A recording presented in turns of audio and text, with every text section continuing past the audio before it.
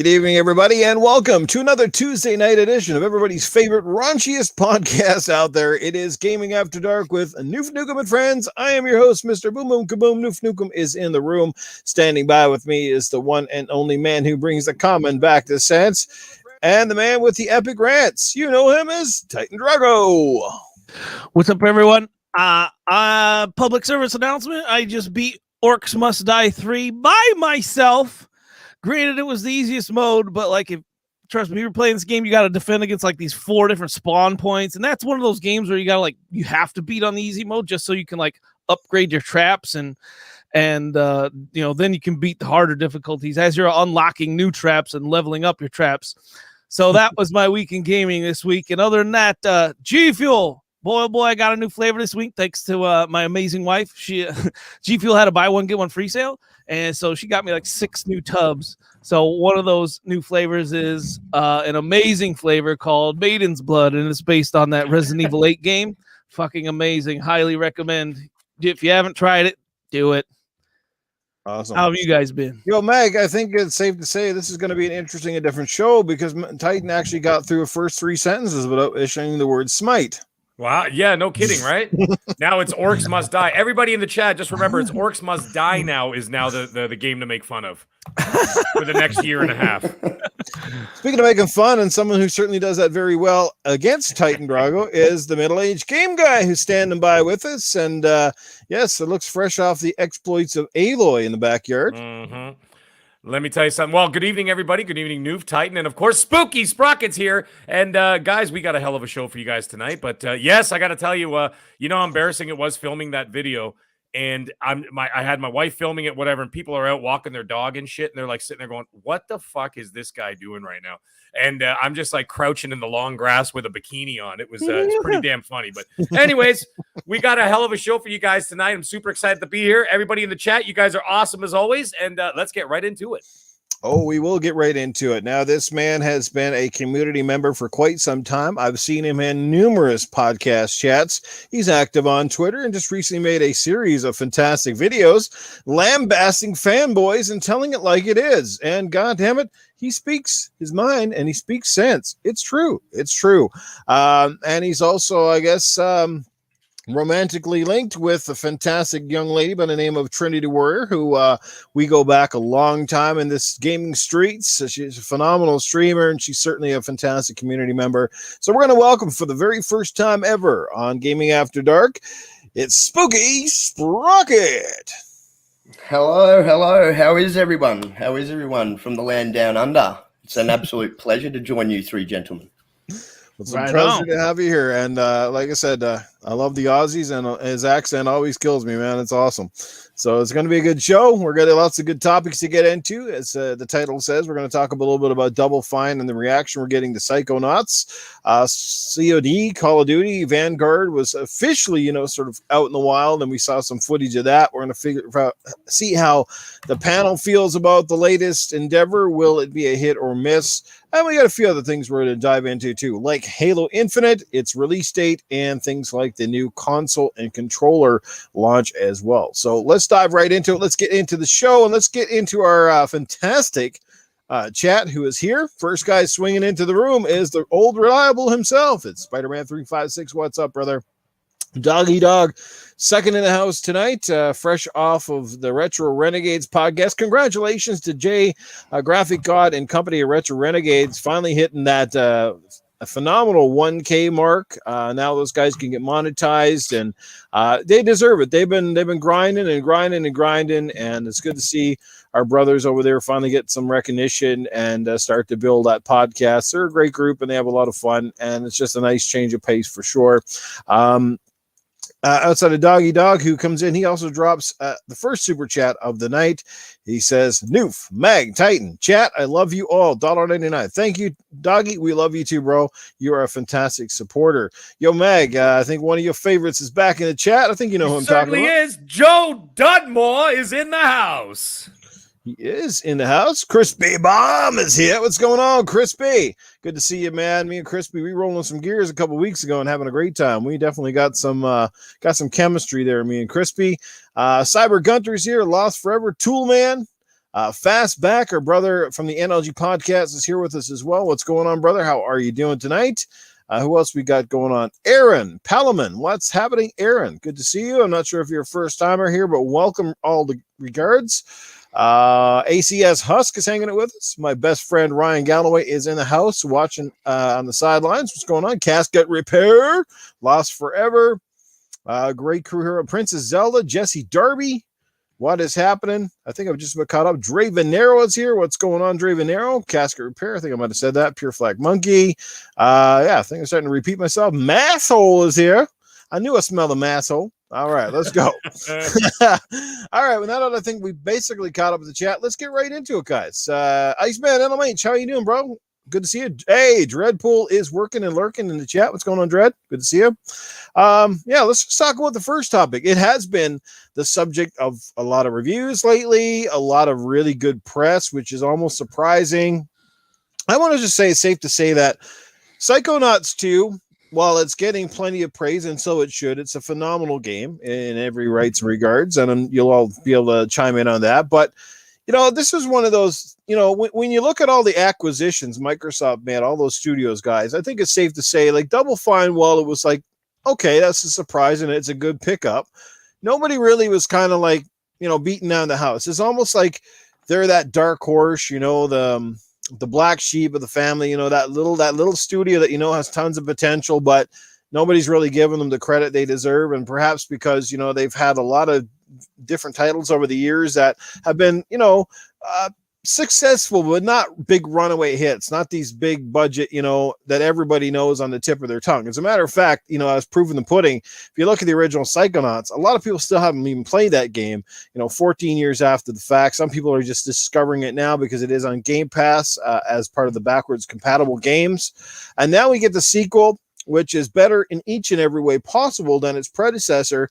Phenomenal carry-on of the story as well. But, you know, it's getting the credit it deserves. It's sort of putting Double Fine on the map. Perhaps they were always on there, but now it's certainly getting them some notoriety. It's also starting to, you know, perhaps erase a little bit of that stigma that Xbox doesn't have a studio that can make a great narrative-based game. Well, there you go. You have it. And while it is a multi-plat, and that's fantastic, PlayStation owners are not left out in the cold, it just goes to show you that Xbox has a studio now capable of fantastic stuff, great storytelling, phenomenal play mechanics. You know, the graphics, lots of people comparing it to other games, including Ratchet & Clank, which I think this game looks absolutely nothing like Ratchet & Clank, and it wasn't meant to be. It looks really good on its own. It has stylized artwork, and it stays true to the original. You know, they didn't go out and reinvent the wheel or try to make these characters look like they pop right out of a Pixar movie. They made them look very good. Very clear, very clean, very defined, but very stylized, right? They're very Picasso-esque, very abstract, I guess, if you will. For sure.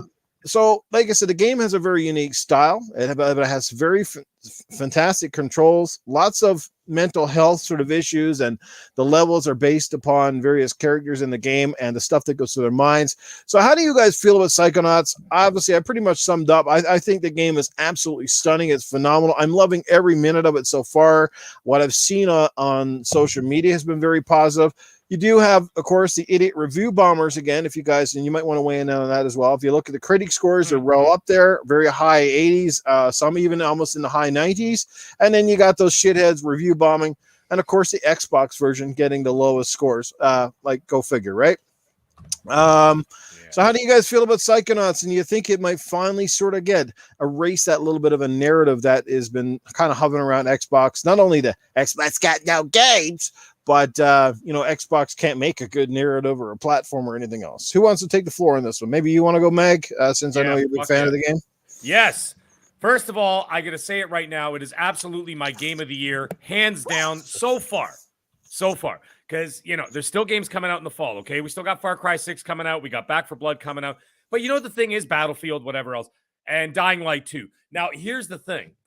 The only one that could possibly give it a run for its money may be Dying Light 2, because at the end of the day, those other games I mentioned, and of course Halo, a lot of those games are basically multiplayer co-op games. Yeah, they're a lot of fun or whatever, but I kind of like pull them out of like that game of the year if the narrative is not there to grab me. You know what I'm saying? So I'm putting myself in the shoes of like a reviewer. And like, if you look at the games, which generally, except for that one year that Overwatch won, they're basically like, heavily narrated, or excuse me, heavy narrative based games. Sorry, that's what I'm trying to say here. This game has everything. It's got absolutely incredible, like, to me, absolutely stunning visuals. People have been like, it doesn't look like Pixar. And I'm like, okay, it doesn't look like Pixar, but it looks like Tim Burton's worst nightmare come true. Yeah. You know what I'm saying? But the thing is, what's not being talked about as much, which blows my mind, is the music.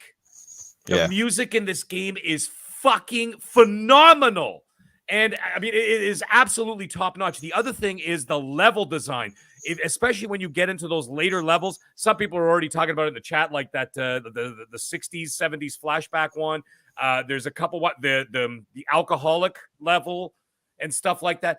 The absolute attention to detail is staggering, and like it must have taken these guys years to get every single little nuance down. Like, for example, there's a level where the guy's talking dealing with inner emotions and a damaged psyche based on alcoholism and all this kind of stuff, and you look around the rooms and you see like little like liquor bottles pouring into plants and watering plants, and then the plants are slowly growing and they're growing more liquor bottles. Right? And shit like that. And people, if you're not paying attention, which, let's face it, a lot of people don't, they just kind of rip through a game and whatever. If you actually stop and look around, this is the shit that's happening all around you. So it is fucking unbelievable. Like, and I just can't get enough of it. The gameplay is great. The platforming is excellent. It's challenging. And the thing that, the thing that grabbed me too is not only just the story, is that also the fact that I can't wait to finish this story. I'm about 20 plus maybe 22 hours into the game right now, and I'm not even finished the story because I'm exploring, I'm doing all kinds of stuff, right? And the thing is, I know when a game is good. Thanks, Zelda, for distracting the shit out of me there. That was funny though. The thing is, I can't wait to go back and play the end game of going back to the levels and finishing them off, to because I have newfound powers that I could get to areas that I wasn't able to get to before. And you'll find that at the beginning of the game, you're running around, you're like, how the fuck do I get through this fan? Because I can clearly see there's a room on the other side, but you can't get to it, right? So like, a game is good when you can't wait to finish it and go back and mop up all the stuff. Because usually if a game is like or not so good, that's right. Generally what happens is, well, as soon as the credits roll, it's fucking gone. You know what I mean? It's off the hard drive and off, and off to the next game or whatever, right? And so that already is a telltale sign that this is game of the year. Resident Evil Village was my game of the year up to this point, followed closely by It Takes Two. But I'm pushing It Takes Two to third place. Second place is Resident Evil Village. First place right now is Psychonauts 2, hands down. I can't see anything competing with it on so many different levels. And one last thing, I will say this about anybody else. Like, I see these ass hats, whatever. Like, Ratchet Clank's better. You know what? It might be prettier. Okay? It's a prettier looking game. It may have better lighting effects, maybe, here and there, whatever. Yeah. But at the end of the day, if you weigh out these two games, right? There was a way I look at it. And I've played both. Okay? And you weigh out a game where you're dealing with a man who has a damaged psyche from his childhood because of his alcoholic mother who used to disappear into a fucking greenhouse to go drink, and the poor boy was left alone and was ignored. And now you're dealing with that. And then you're dealing with other people who have mental health issues like anxiety and depression or whatever, and you're trying to fix these people. And then on the other side of the pond, you got Ratchet shooting Dr. Nefarious in the face with a fucking disco gun for the 18th straight game. There's no comparison. It's so fucking shallow when you play both back to back. And, I implore anybody who has a PS5 and a PS4, because guess what? It's coming to the PS4 very soon. So anyways, if you have a PS5 and you have this game, Psychonauts, play them back to back. And yeah, okay, Ratchet and Clank is prettier and maybe the movement's a little bit better. But you weigh out these two games and you look at them, there is no fucking comparison. Yeah. And the thing is, the people who are shitting on it are people who are never going to touch Psychonauts 2. That's right. So that's the thing. You know what I mean? Like, you can't judge something unless you've played both and say, wow. But then when you see the attention to detail and the love put in this game, yes, I can't stop gushing about it. But anyways, I'm going to shut up now. But that's what I have to say. Still stands 2021 Game of the Year. Well said. And I definitely think if nothing else, this game has to be nominated. It'd be a crying shame if it's not, at least in the nominations this year. Like if it gets shut out or anything, then I think we definitely know there's some serious bias going on. And also just a reflection that Ratchet and Clank is made by a very experienced studio that has specialized pretty much in platforming games for how long? A bigger studio, bigger budget. Whereas Psychonauts 2 also started out as a crowdfunder. Wasn't it done with a GoFundMe or some fucking thing when it started? And then up until like this game has been in the works for a long time, but it was only the last few years that it hit the ground running. A lot of great ideas on the table then almost got left there, according to Tim Schafer. But thanks to Microsoft and the investment of fans, and then, of course, them coming in with adding more people and a little more money, you see what, the fruits of those labor. And Mag summed it up, passion. Like this game oozes creativity and it oozes passion. You can tell at every little detail. There's a lot of love and a lot of, a lot of attention to detail here, whereas a lot of games similar to it, just feel like it's a connect the dots, it's a paint by numbers kind of experience where let's just make it pretty and roll through these levels and call it a day. This one, like I said, all the metaphors, all the symbolism, emotional baggage, and I love those, by the way. emotional baggage and connecting the thoughts and being inside people's brains and very different, very very cool stuff, man. So it deserves a lot of love in that. Tim Schafer is a real talent and a real gem, and it's finally nice to see that Psychonauts is to the point now, like of number 2, because it's getting the praise that this studio is finally starting to get a little bit of the recognition perhaps they never really did get. I mean, I think their biggest game, outside of this game, was probably Brutal Legend from a few years ago. Would it be safe to say that? Yeah, and then they had those point and click games, which were very popular on the PC back in the day. Yeah, they're very interesting games, very good games. I mean, I just played through a bunch of them. Full Throttle, Day of the Tentacle. They're pretty awesome games, man. And the same deal, you could see the creative, the creative like vibe in those games, and you could see it applied to this, right? And the thing is, I think that when they announced the acquisition of the studio, I don't think people put a lot of heft behind it, saying they're like, all right, Double Fine. But now you're seeing the fruits of it. Imagine what the next one's going to be with the full backing of Microsoft. Right? Yes. Because they're going to see that like this game is going to blow, it's blowing the doors off, whatever. And it's going to end up in Game of the Year talk. I mean, I'd be a crying shame if it doesn't win to me. Yes. But the thing is, let's say it doesn't, but it doesn't matter. It doesn't matter. It's in the Game of the Year talk. Microsoft's going to throw everything at these guys and say, you know what, guys, keep it going. Whatever the hell you're doing, just keep doing it. And it was one hell of an acquisition, man. That was a big move, and I don't think hindsight is 20/20. But when that was announced, you're like, all right, Double Fine, that's pretty cool.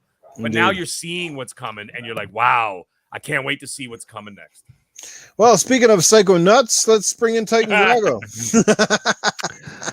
Psychonauts. You know what? I'm guilty as charged too. I've never played a Psychonauts game. It's not for me at all. Yeah, I know, right? Too much Smite on my mind. But I don't like platforms in general. So, but I'm gonna tell you this: if I was a reviewer, and if any reviewer is biased or against any game or whatever, they shouldn't be reviewing it. You got to throw that out there, because recording and keeping accurate data is important. And people say Metacritic sucks, this and that, but it still is what it is. It's a decent pool of data from all kinds of reviewers and different opinions out there. And my thing is, it's like, people, they need to get banned from reviewing video games. Like, I'm sure we all know a few off the top of our heads, probably, if we paid attention, that if you pay attention to Metacritic, that you're like, yep, they shouldn't be doing reviews at all, man. Exactly. There needs to be some sort of licensed steps to take to get licensure to put your stamp of approval up there. Because all these review bombs and stuff, they're just ruining, what could be a really good pool of data, especially for like the non-hardcore, for people that are really honestly curious about the game, whether it's good or not. But I haven't played the game, so I'm glad you added the question of, will they continue to stay oddly quirky and small? So, Noof, my answer to that was like, I hope they get bigger and not huge by any means. Because I've heard a lot of devs talk over, I don't know, the past 6 months or whatever. And a lot of them, I hear more and more, once you get so big, you lose some of that like camaraderie, and you lose part of it. They said just once you get so big, then there's all these extra voices that are trying to sway the game, this and that, from the original idea, which can be good and it can be bad. But I would imagine like every smaller dev they could always like double their like quality assurance team. So that's something I hope like they would do. They work out the bugs, in this day and age where seemingly like every video game is getting delays for bugs and general polish. So doubling up on a QA team, that's something that I would really hope would happen for them. I think what'll happen with Double Fine is that, whatever project they decide to work on is going to be up to them. I don't think Microsoft will force their hand. And then I think they'll just basically come to Tim. What do you need? Do you need more of this? Do you need more of that? We'll supply you with it. We'll hire more people if you feel your studio needs more. And if you feel your studio is good where it is, that's where it stays. And you guys just continue to make whatever it is that you like. They've got enough studios. They don't want Double Fine to be pigeonholed into becoming like all of a sudden now it's the Psychonauts studio that makes 101 Psychonauts games.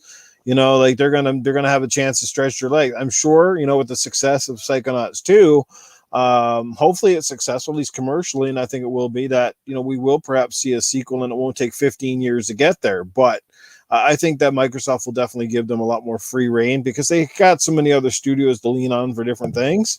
And maybe, you never know. And maybe perhaps with Double Fine's talent, they look at Double Fine and say, you know what, Rare is busy, but we've got a big people in the community crying for a Banjo-Kazooie. Do you guys think you could do that? Could you make a great Banjo game? They obviously have the talent and the know-how to make a platformer. To bring back some of those beloved platformers that Xbox fans have been crying for. Thing is, this Double Fine, they're good at storytelling and all this. I don't want them to be thrown on a Banjo-Kazooie game. Like we just said, like they're awesome at these storytelling and this quirky stuff. Banjo-Kazooie, come on. No, let them do Conquer then. They could be wild with Conquer. That'd be fun with Tim Schafer's crazy ass ideas. That sounds better. Not no fucking Banjo-Kazooie. What the fuck is going on in the chat over here? Jesus Christ! Shooter? What? We're not saying anything in the chat. I don't know what you're talking about. What are you, Spider-Man's brother over here?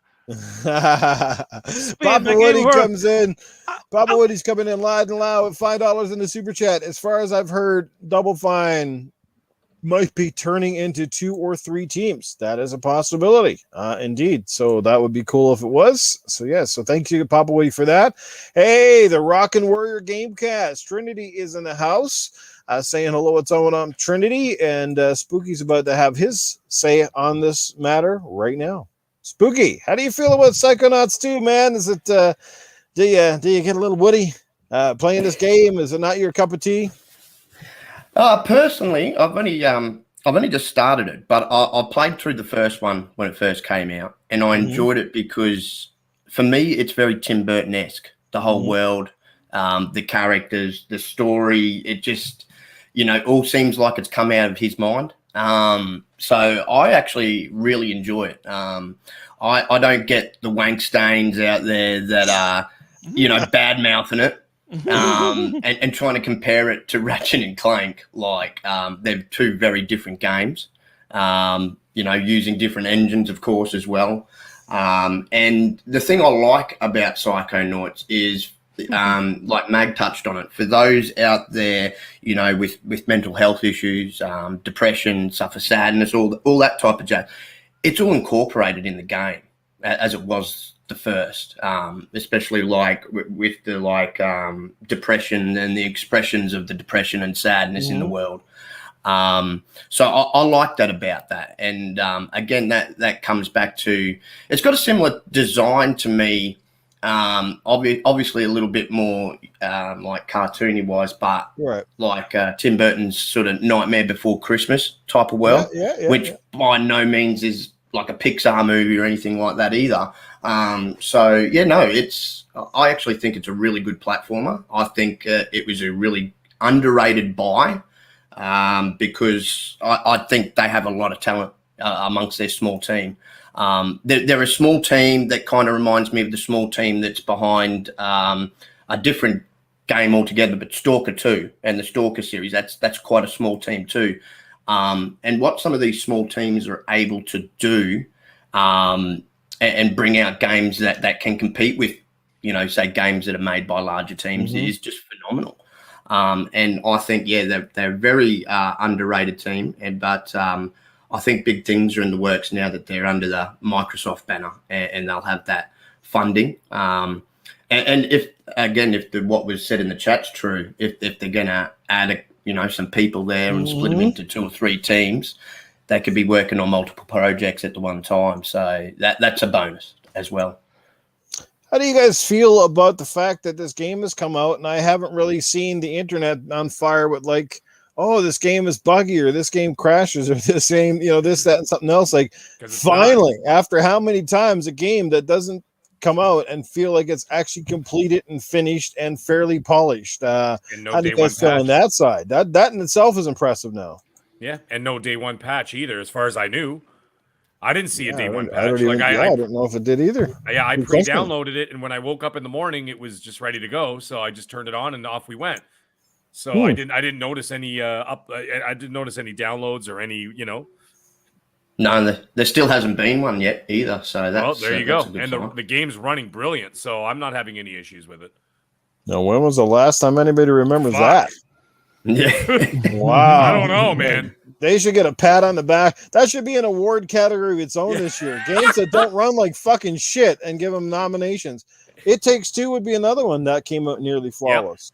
Yep. And it's kind of funny that both games are in that game of the year conversation, right? It's kind of funny. Yeah. Isn't it funny the smaller teams are able to pull that off, even with big games like that? Like, I mean, Psychonauts 2 is a big game. Don't get fooled. This is not a 3-hour romp. Like, I thought it was going to be like a 5-6 hour romp. I'm fucking 22 hours in, and I haven't even finished the damn story yet. Nor have I even gone back to like go get the collectibles. So this could easily be a 40-hour game, right? At the end of the day when I go to complete it, because I'm giving up. I was fighting Jesse Darby and Doggy Dog all month on achievements, right? So I just told Jesse like maybe 5 minutes ago, I'm like, dude, I'm done. I'm not battling anymore. I'm going back to full completion. So it doesn't matter how long it takes. So I'm going to 100% this game.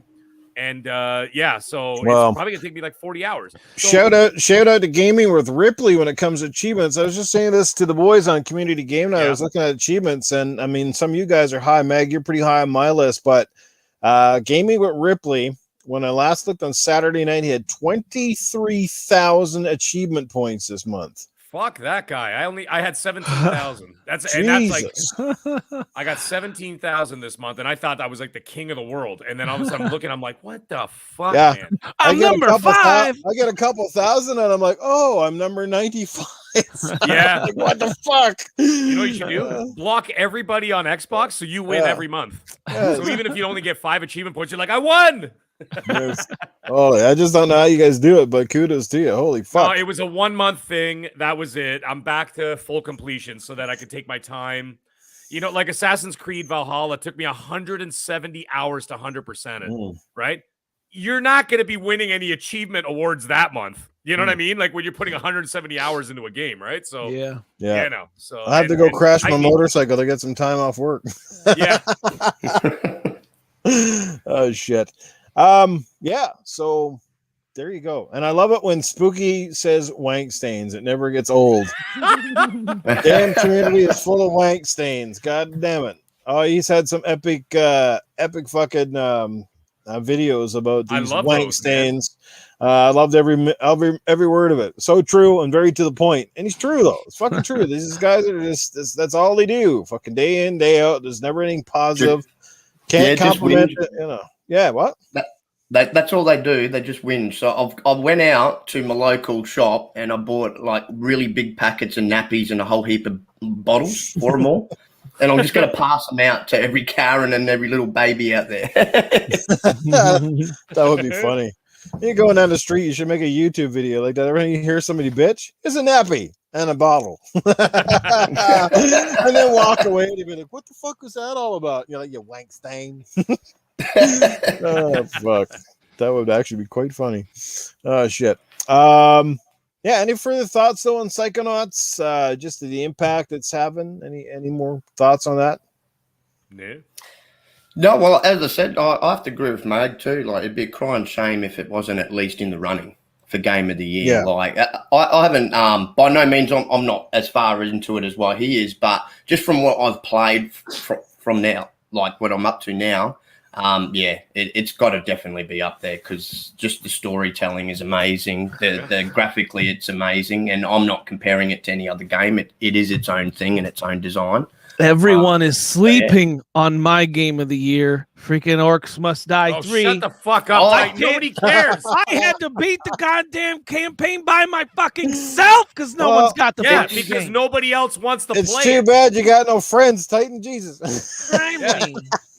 I've got to admit, hey, at least I'm number one every month, dude. You know what, Titan? You're playing it solo because literally you're the only person on Earth playing it. That's why. Literally, the only person on Earth. No one's got any achievements in this game. I think I see our next guest for next week. We should get him on the podcast. 108 Dragons TV in the house. We got to get Lemon on here at some point. Yeah. Yeah, get it. Chat. We got to get. Yeah, he's in the chat. There he is. We got to get him on here. He knows how to preach some facts too. You don't put some of those wank stains in their own house. Yes, he would. He would, and he'll do it in a style that only the man can do. Yes, indeed. All right, guys, let's switch channels and keep it moving right along here. We might as well get into the next. Let's just quickly talk about the COD Vanguard. I think we briefly touched on this a few weeks back when it was announced, but now we've actually seen gameplay footage, all that stuff. We know it's coming out. I think it's November. What was the date, guys? November 8th, is it? Something like that? Just before Remembrance Day or Veterans Day in the United States. Where do you guys sit on it now, knowing more than you did back a few weeks ago? I mean, I don't know. I think it's a broken record. I think it's going to go on to still be another crazy-ass sales game for Activision, all that stuff. And I'm not here to shit on it. If you love Call of Duty, great. If you don't love it, great. Whatever. But I think they're making a big mistake going back to the World War II setting on this one. How do you guys feel about it? Maybe Spooky, maybe you want to take the floor on this. I think you're a big fan of COD and are excited for this one, or did I get that wrong? Oh, yeah. I got it wrong. You are excited. Oh, no. I'm a Battlefield guy. I'm a Battlefield guy. I used to enjoy the old Call of Duties when they first started. And then, I'm in agreement with, I've heard it from a lot of people. It just seemed like a copy and paste job. They change certain things up every year and, they just sucker people in and get people's cash just because it's Call of Duty. And I think this is a bad move too, to go back to World War II. People are wanting, you hear it every year for the last several years. People want modern stuff. So the thing that I always look at between the two of them, for me personally, if I'm going to play a war game, I want to play a war game and I want to play it properly. So I want tanks, I want planes. I don't want to just run on the ground with a gun. So that's why Battlefield did it for me. And I actually think this year Battlefield might actually pip it in popularity, I actually believe, which is if they pull off with what they want to achieve, and they can nail it, I think they'll kind of squash Call of Duty this year. Did you get a chance to get into the Battlefield beta there, Spooky? Unfortunately, no, I didn't. Unfortunately, I did see some footage though from it though. I know Mav and some of the crew from Ultimate Xbox podcast they've been playing it for a little bit, I think. Yes, they have been. Yeah, I just haven't been able to catch up with what's going on and how much they can disclose. Oh yeah, pre-order. Yeah, you had to pre-order it to get in, which is fine. I mean, that's pretty standard, but like, I didn't pre-order it because I still got that candle in the window, hoping that like a week before they'll be like, by the way, it's coming to Game Pass, just to drop a big bomb on everybody. But candle, you know what I mean? The candle's done, burnt the fuck out, man. It's melted on the floor. There's 2 candles, Titan. I got one for that, and I still got a candle for Dying Light 2. This ain't Hanukkah, motherfucker. Oh my God! Wow, we're starting already, eh? Round 1. Anyways. Yeah. In all seriousness, though, I still got a candle in the window for both of those games. Dying Light 2, because they put in $50 million into the production of the game. I can't see them not putting it in the Game Pass. Battlefield, yeah, I'm waiting on that one. But sorry, I didn't mean to jump in there. I just wanted to say that. Yeah, well, I mean, I don't know if it'll be something that'll go in straight away, but you think, EA, and they've got EA's games on there. Eventually, at some point, I think they have finally put UFC 4 into their part of the Game Pass section. It took a little bit, but I'd imagine Battlefield eventually will end up in there. It just won't be straight away because I want to try and get the sales. It might be by January at this point, like at that point, just to boost the numbers. Yeah. Battlefield, if they played it really smart, they wouldn't put the multiplayer on Game Pass. They would wait till they got their Battle Royale polished out, throw that on Game Pass right away, the free to play. Yeah. And you know, then they might be able to buy themselves a little more time, but maybe before they throw on Game Pass, if they don't already have a deal with Microsoft already saying, hey, they probably do. I can't fucking see them launching that. Do you think they have something like that right now?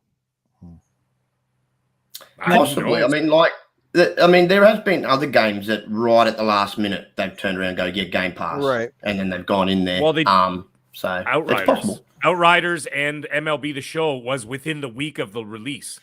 Yeah, yeah, exactly. Right? And they wanted to get those. They did it for two reasons. One, because you get the pre-sale numbers.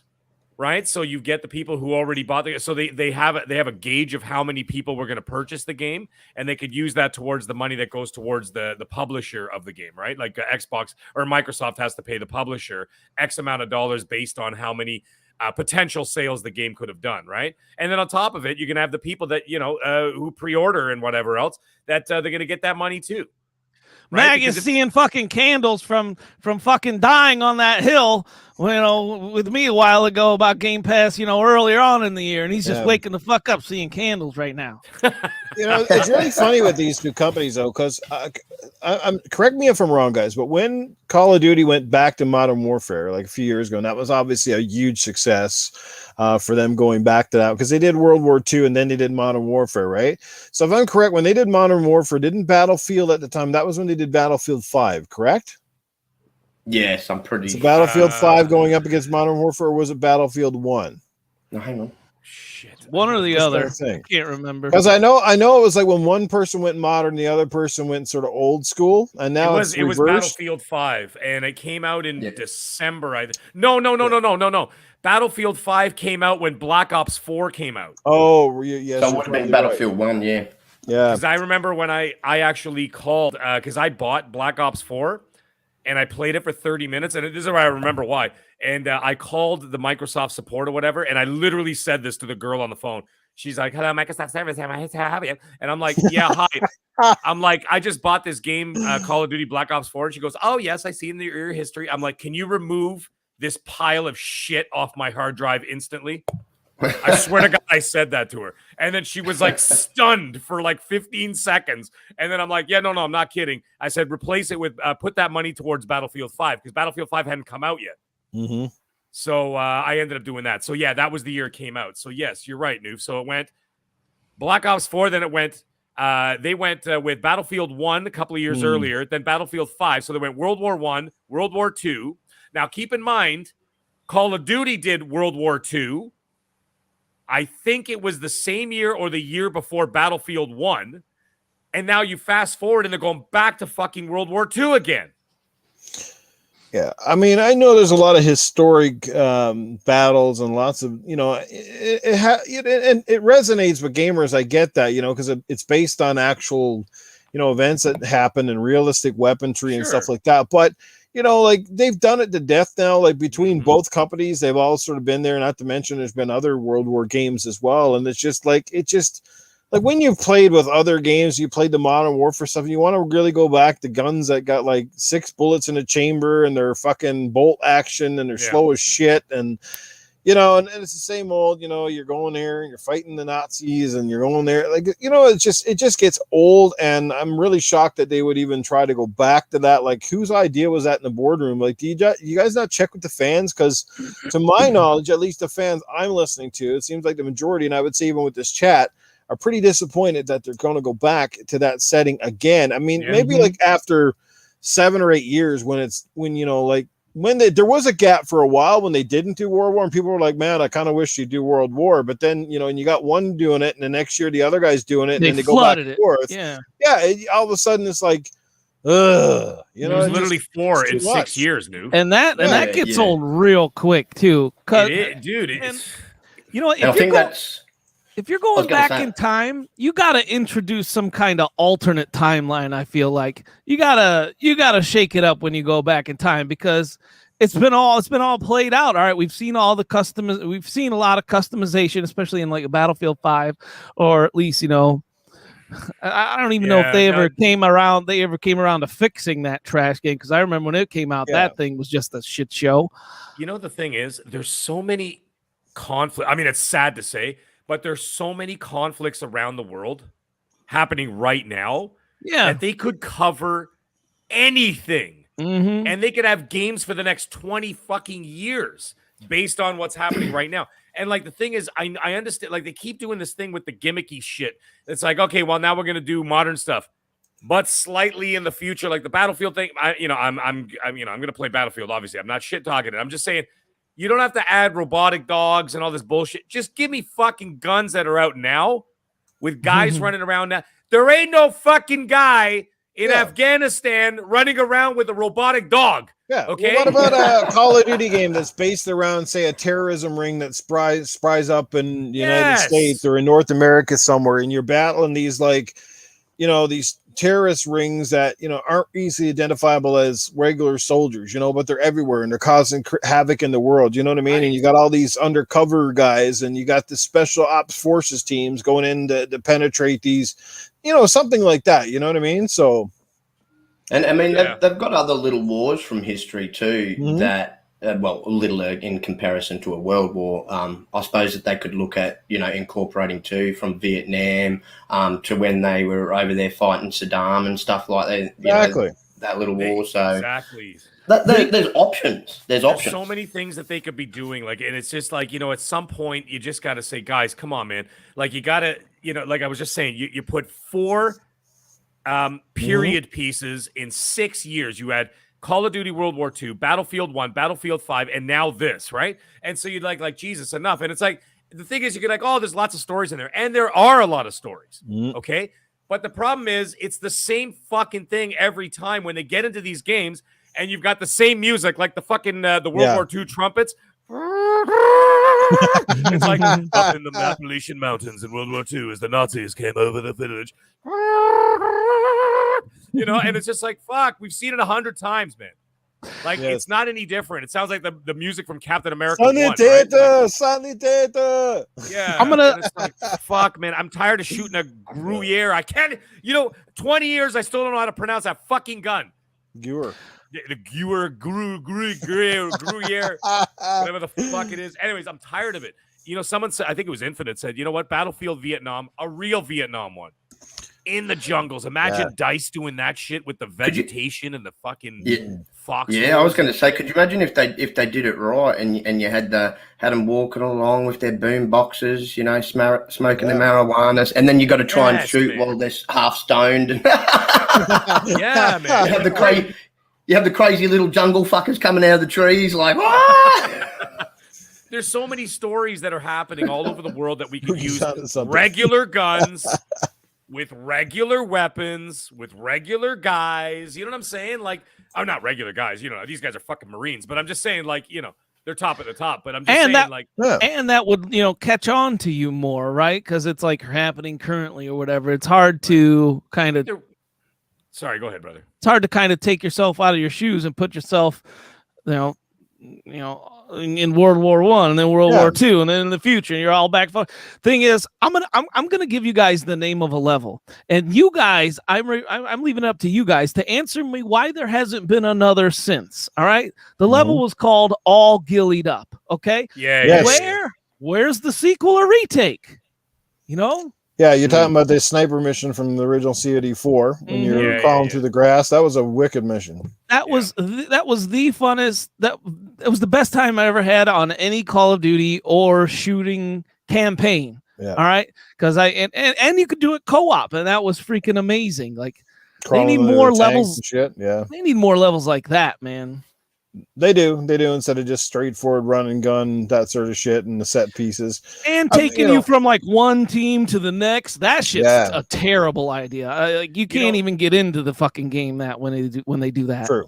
True. The other thing I was thinking about, people talking about the modern stuff or whatever. The other problem, there is a problem, and I think it's that they're worried about a little bit of sensitivity because there are people, alive right now with missing legs, missing arms, and shit of stuff that just fucking happened, right?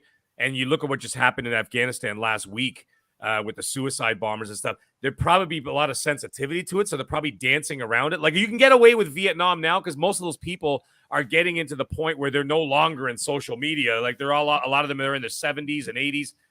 My dad is in his mid-70s or about to approach his mid-70s, right? And he was right there, Vietnam. All his fucking friends went to Vietnam and shit. So a lot of them wouldn't even be like noticing this stuff. So there's enough time has passed. So maybe there's, I don't know, man. Maybe there's, but then there's the other side. You look at like possibly the best shooter, in my opinion, in the last 10 years was what's his name? The one that EA did. Noob, help me out here, brother. Medal of Honor. Yes, 2010's Medal of Honor. The Medal of Honor in Afghanistan was fucking stellar. Made by Danger Close, and DICE helped with the multiplayer. That's right. And that came out while the shit was going on in real life. And that was one of the best out there. So, I mean, there's arguments for both sides, but that was good. Because part of that team as well, that from Danger Close, they were ex-Special Forces.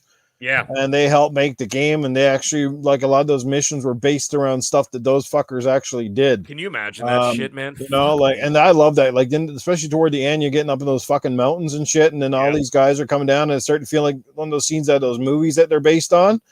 And that was wicked. I love that. They need to make that backwards compatible because I would love to play I would go again. back and fucking play the shit out of that again. Even if they did a remaster, I'd pay $40 for it. Yeah. I wouldn't even give a shit. If you got a shitload of super chats. Yeah, we do. Brother. Yeah, I'm gonna catch up with those right now. Sir X-Man. We'll grab a beer. Be right back. That's a series I'd like to see return. I've actually been talking to a few people about that. I actually thoroughly enjoyed a lot of the Medal of Honor series. And I thought that they, like, especially with the single player campaign aspect of it, I thought they just did it really, really well. Well, I think EA has obviously put all their eggs in the Battlefield basket, and I don't know if they want to go back to Medal of Honor because the last few, no matter how good they've been, haven't exactly been runaway hits. So yeah, let's catch up with the super chats real quick. Ask Arnold's coming right up as well. Sir X-Man getting the $120 Battlefield day one. Love Battlefield.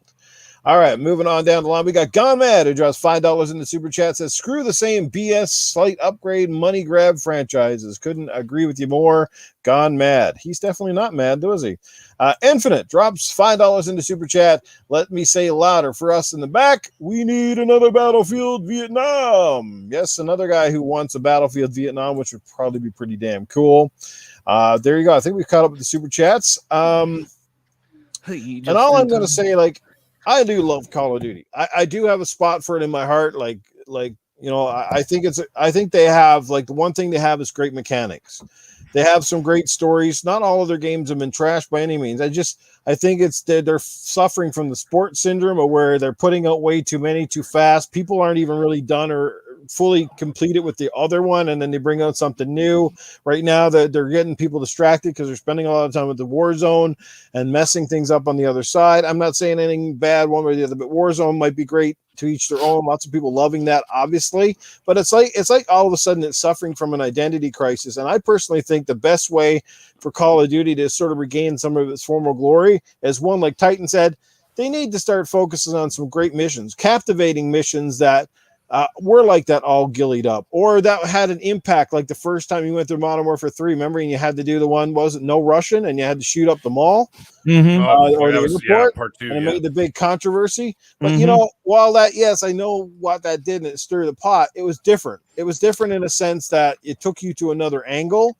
And it was kind of like, ooh, like this is getting deep. But you know, for sure, yeah, stir the pot, man. Fucking, you know how many people loved that fucking level? How cool that shit was, and if that level didn't exist, like, fucking, that's a negative, right? Like, fuck all these fucking people bitching about every goddamn fucking thing under the sun. Oh my god, that's I don't know. They said they, or fucking. I'm a they, and she called me a he, and what the fuck, man? Calm your shit. Dragon says, I'm a COD fan. World War II is dead for me. I will pass. Absolutely, man. I think a lot of us are passing. Iceman dropping $4.99. what about forget COD and Battlefield and give us a new Splinter Cell game? Amen, brother. Amen. Bring on some Splinter Cell and that awesome co-op mode. Cerebral Paul is in the house. I knew I heard him wheeling in, his wheels squeaking and everything, and that. He kind of sounds like what's his name? No, since he got his new like photo or his little fucking like GIF, you know. Oh yeah. With his like, you know, motorized scooter. Exactly, his cruising scooter. Every time I see that, I think of that movie Silver Bullet with the fucking kid on. Man, that was awesome, dude. You guys remember that? The Silver Bullet, man, that thing was awesome. I love that movie. Classic. You know, Philly Eagle unfortunately sums up the whole half of the game industry. Minimum effort sells, so what's the incentive to put forth the effort? He's partly right, which is why we're seeing other companies now go, well, screw the campaign. Who cares? Everybody just plays multiplayer anyway. He's partly right, though. He's not necessarily wrong. So a nice beat 'em up would be nice. Shooters are getting boring. There's so many of them right now. I'm going to be too busy playing Halo this year. That's all I know. So.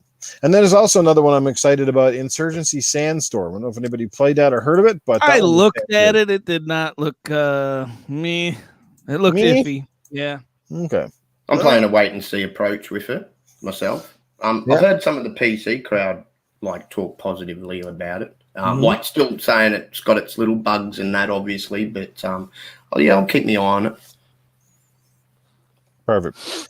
All right, well, guys, we're almost halfway through the show, and we still got to bring in some of the big boys, like Arnold. He's in the house. So now it is time to ask Arnold. Let's see what he's got up his sleeve tonight, everybody. So if you got a question, get them ready to go. We will start with our esteemed guests and our panel members. You guys have anything to ask Mr. Arnold this week?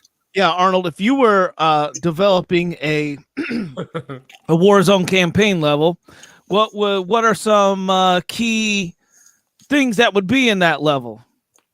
And no, you don't count. Well, honestly, if I was the enemy, what I would do is I'd fill a battlefield with amazingly attractive naked women. Because who the fuck is going to want to kill a naked woman? Even if she's got the gun, you're going to be too busy Googling at her bouncing boobies all over the place. And you're not going to try to shoot any of them. You'll be just like, you know what, I'm fucked anyway. Why don't you ride me like a horse and set me off into the sunset? You can have it all. I put down my weapons. I also pull down my pants. Come on, that's what I would do. I would win everything. So you're going all wrong, guys. You're sending in the elephants, but what you got to be doing is sending in those cougars. I got one for you. If a Psychonauts were to ever invade your brain, what would they find? Ooh. They would find a lot of very attractive women in there. They would also probably find some really crazy thoughts that I have when I'm sitting down at my dinner table and I'm talking to my donkeys. All sorts of things. I ride bicycles all the time. I like to ride lots of things. You know, as long as it's either got two wheels or two tits, I'm ready to ride. The Scarlets, do it. Get in there. Arnold, if your maid could fucking, you know, kind of display your past images or whatever that's on your hard drive there in your big old head, what's something that she would want you to delete? Lots of great pictures in there of Sharon Stone. I've even got one from back when she did that scene, you know, back in Basic Instinct, she uncrossed her legs. Of course, I had to zoom it back in the day in order to jerk off to it, and it's kind of grainy, so I'm not sure if I'm looking at a vagina or a mashed ham sandwich, but that's what...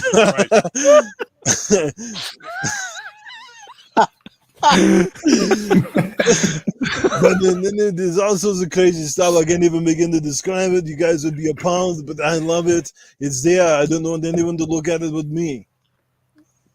Awesome. From you want to read Joey D's Mag? I was just okay. Joe Dunmore. Hey Arnold, are you returning for Expendables 4? We're in the negotiations, but you know, we're all getting very up there in age. So what now, because of the pandemic, what they're going to do is going to be starting to take off all of the adult diapers, and they're going to be really low supply. So me and Stallone, we're going to be teaming up together for the Dependables 4, where we're going to go back into action, and then we're going to take on all of these companies that are overseas that are choking the supply chains of all the adult diapers, and we're going to be like, you're going to have to give them to us before we cause some major shit in here, and the pot in the pond. All right, Mag, I know you see it in the chat. Read the one I want you to read, Mag. Oh, no, not that one. I was going to read another one that I thought it was funnier. Dizzy Delta 27. Arnold, my wife wants me to get a vasectomy. Should I? I should answer that question for her. Nope, that wasn't the one. I Go know. ahead, Arnold. I've got Well, I got one for you. Go ahead. Let's do it. There's a upcoming boxing game based on Creed and Rocky, and if the developers came to you and said, "We'll put you in the game as DLC, and you can pick a setting and the ref for the fight, you against Stallone as Rocky. What's the setting? Who's the ref? Who's winning?" Well, the setting is obviously going to be in the jungle some predator. And what I'm going to do is I'm going to cover myself in the mud. Stallone won't see me coming. I'm going to sneak up on him and I'm going to punch him in the back of the head repeatedly. Turn around and I'm gone again. That's what they're going to do. And he's using his own tactics against him. Absolutely. He's going to come in there and he's going to have his bright yellow trunks on and he's going to be going around the trees going, yo, hey, yo. And I'd be just like, come over here, asshole, and the crack him on the side of the head. He's using Rambo's tactics on his other. As far as the referee is concerned, I'm going to bring in Sarah Connor. You'll knock him out that hard, I reckon. He'll forget who he's fighting. He'll yell out, "Hey, yo, Adrian!" Oh shit! All right, quit playing around, Mag. Last one question from Princess Zelda. Let's go. Oh fuck! The chat was moving so quickly. Okay, here we go. Arnold, what can Tony Baloney do to heal faster after that brutal beating last week? Ice, aspirin-filled ravioli. It wasn't a brutal beating. He's actually put out taken ice and aspirin and stuck it up his ass. That's probably what they did after last week. That was a great fight last week. That was awesome. Axel came out swinging. I got to admit, I'm not sure. It was very close to call. It was one of the most legitimate fights that we've actually had in Dragon's Corner for a very long time. They were great. But I really love what Mag said when he said to him, and go, Axel, you're looking just like, what was it? You're just like oh fuck, that was Gandhi. You look like a fat Gandhi or something like that. I said he looked like Gandhi forgot to go on a hunger strike. And how did that not win? I almost rolled. I was laughing so hard my hemorrhoids actually shrunk and went back up into my asshole. I was here. It was great. That was great. That was awesome. Love it. All right, guys. That was great. All right. Let's move the show along, shall we? Let's talk a little Halo. Hour into the show here. Obviously, Halo finally gets that release date, and yes, we haven't actually talked about this. It is December the 8th. Am I correct, guys? December the 8th. December the 8th. So That's finally, correct. They got it nailed down. Sounds like they're on target to hit that, or they're going to damn well try. They're in the final finishing phases. Yes, we know all about the co-op shit. We talked about it, I think, on our last show. That is what it is. It will come eventually, but we're not here to talk about the has-beens and the what-ifs. We're here to talk about what we know is true, and that is Halo is dropping December the 8th now. It comes out after some of the other games are going to launch. So far, from based on some of the early, I guess, when people aren't allowed to say a lot because of the non-disclosure agreements, but I am hearing some good rumblings about the campaign. Obviously, people have had a chance to dabble with some of the multiplayer, and that seems to be like a hit already, with 343 promising to add a lot more as well. So not only do we have a date finally, which is awesome, we can set our calendars and get ready for this sucker, but Xbox just announced this past week they have a limited edition Halo console, the Xbox Series X, and limited edition Series, the Series 2 Elite controller, Master Chief inspired controller. Both look absolutely nuts. Who has acquired one or who's pre-ordering? How about the chat? Are you guys planning to get one? If you can, anybody trading in their old Series X or anything? I think these things look amazing. Who wants to have? No one else is doing new economics to get these things, man. Fucking. It's actually kind of funny, Nuke. I almost laughed when you said who's trading in their old one. I'm like, it's 10 months old, man. It's old. It's old. It's too old. I tried to get it only to sell it. I swear to God, I was going to be one of those guys. I'd be like, fuck it, I'm just going to buy it and see what happens. Didn't get it. I just reacted too late, whatever. And I didn't think it was going to be that big of a deal. And all of a sudden they're like, what the fuck? And I went on the thing and it was gone. And that's obviously why, by the way, everybody was questioning. They're like, why are there Series S's showing up everywhere, but no X's? Right. Well, they were holding them back for this specific reason, right? Because they were making these custom ones. And of course, they were putting the Series X, putting Series X's into the server blades for xCloud, which, by the way, on a side note, xCloud is phenomenal now. Uh-oh. If anybody hasn't tried it since they put the Series X blades in there, it is fucking night and day, man. They even have quick resume on xCloud now on your phone. And it just like you literally turn it on, the shit just starts playing right on your phone. You turn it off, you go back to your console, shit goes right back up, quick resume right on your thing. No loading. Unbelievable. Anyway, you know what? You know what else I tried this week was that game. It's only on PC Game Pass, so I went and downloaded it. It was that game we talked about last week, Crusader Kings 3. Oh yeah. I downloaded that game. I played it on my PC. Oh my god, it's so crazy, man. I highly recommend that. Whatever the fuck Axel was talking about. Yeah, if you like strategy games, man, that's a good one. Thing is, I just hate playing on PC, man. I played that game for like, I don't know, 5-6 hours straight. And by the time I'm done, my fucking right arm feels like it's in one of those, casts, that fucking, it's like sitting straight up or whatever, like I'm saluting or something. Fucking arm is stuck like that all day. And the pain, my God, I bring that shit to console, man. Like, when and this is another thing, man, when I move, I swear I'm hooking my Series X up to my TV as well as I'm getting a new PC and hooking that shit up right to the same damn TV, man. So I can just sit back and relax in my nice recliner or whatever I got or whatever I'm going to get.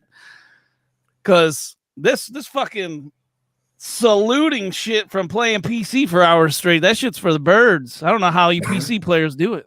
How the fuck are we talking about PCs? We're talking about Halo consoles. Yeah, you're right. Anyhow, my bad. Yes, I tried to buy it, but god damn it, I even tried the controller too. And then they had the package deal, which you can get the controller and the console together. I failed all around. But man, they look fucking great. I really, really want it. I really hope they release like a second round of it, when Halo starts to pick up, after it comes out and stuff in the new year. Maybe they'll release more of them. Who the hell knows? But they should, because, they're beautiful, man. I think they're gorgeous. But, dude, the controller's legit. The console's legit. I just wish they were easier to get. Yeah, no freaking, shit, it's crazy that they make this, for the Series X console. And, they just got to start. They really got to play the new strengths here and just sell them at physical retailers, because this fucking dude, they can't even make them. There's still a fucking because there's all these fucking scalpers and shit online, man, just snapping that shit up. I've been waiting. I bought a new fucking Tesla in the beginning of July. I still have to wait another 3 fucking weeks, they said. So and it's because of the chip shortage, right? And it's that chip is for fucking everything: smart fridges, consoles, PCs, TVs, obviously my car. Right? I'm still waiting for that shit. So, they can't even make the consoles. They can't even make the fucking cars. Sorry, I'm choking on a peanut. Well, here's what I think they do with the scalpers.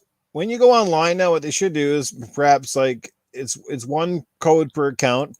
And then after that, it should also be something like the majority of them are going to go to stores. So very limited stock, only online only. The rest will get shipped to stores. And you pay for a code, and you got to walk into the store with that code. That way, you walk in, and you can't walk in with 20 codes and hand them over. I want my 20 fucking Xboxes. You literally have one code, and they know. It's like, well, that guy there, he just redeemed. That's it. That's all he gets. He gets one per customer, and the rest go out. They need something where they can have physical accountability, because these guys are adding all these accounts and all these bot accounts and shit, and they're just snagging shit up. And they got to figure it a way. They got to put more stuff in stores, bottom line, because if people, I said this, if you're not going to have the consoles in the stores where people can walk in physically and grab them, it's driving the online. And of course, there's ways to manipulate that side much easier than being physically present. I was going to say, here's the way, whether it's online or in store, though, I've thought about this, that some people could get away with. Mind you, you'd have to have a reasonable sized family to do it. But say like the Smith family, so John walked in, Jenny walked in, Jill walked in. They're all individual people, though, buying individual consoles. But they could be a part of this bigger thing, like they're just buying up the console, to sell off. So, Or it could work, you know, if a bunch of friends obviously got together and were doing a scheme like that as well. That's the only issue. And they sort of can't, I don't know if there's a way around stopping that, especially if it's like someone in the same family that's got the same name. So, you know, 6 of you walk in, you walk out with 6 Series X, for example, and the next minute they're all up on eBay. Thing is, that wouldn't even be a problem, though. All right, so you're talking about this X family X, whatever, and they get 6 or 8 consoles or whatever per person. Well, you look at the online side, you got one person getting, you know, 2,000-3,000 consoles, right? And with the bots, that's where the problem comes in. I don't have any problem if you got a huge family and they each get one Xbox and you fucking pay for them to each get one Xbox. That should be all theirs. That's fine. The problem is when one person or a team of people get thousands upon thousands of these things. That's what really drains the market and drains, you know, everyone's. Dude, that's what happened to the PS5. You know, right now they're saying there's approximately, give or take, about 10 million PS5s in the wild, right? 2.5 of them haven't been turned on yet. Well, why not? I was just going to say, there's that big story about that UK mob that got caught out because in their big warehouse type thing, they've got all these PS5s just stacked up on top of each other because they hired people to get online to do it. Instead of bots. So they had hired these people, so they were like a little telemarketer type setup, and did it that way. And apparently, you know, they were trying to say, but it was all in goodwill and everything like that, but they've been taken to court and got found out differently, apparently. Mm-hmm. Yeah, that's what happened. Back from the dead. They need to tie your pre-order to your gamer tag. That's a great idea. And you know what? Fucking throw your gamer score in there too with it. You know what? Fucking first, you got the highest gamer score. You got the first box going out. Well, my understanding is for this one, they did. I think they did put a 1 order per person. Yeah. Right. So there'd be no point for a scalper. They're not going to buy one. They're gonna go to buy 5, 10, 20, whatever they can get their hands on. Right. Yeah. So they did do that with this one. But the thing is, you got to understand they were also starving the market for Series X for a while. Right. You can get the Series S, but like. A lot of the hardcore out there who weren't able to get a Series X on day one, like a lot of us did and whatever else, right? They had to wait. Mm-hmm. And now it came up and all of a sudden people, and then there are a lot of people who just collect, which I mean, that's fucking crazy to me. I don't understand that. Like buying custom consoles and they never use them. They just have them. And I'm like, that's fucking nuts to me. But hey, man, teach their own, whatever. The Nintendo Switch is still one of the best selling consoles, right? But you walk in the store, I had no issues getting a Switch anytime. Even during the pandemic, there was very rarely ever a time when I walked into my Walmart and was like, oh, there's no Switches here. Like one way or the other, they either had the regular Switch unit, the special edition Switch units, and they had the fucking, even like the Switch lights. Like there was a couple times they were sold out. That's because they're fucking. That's because they're nothing.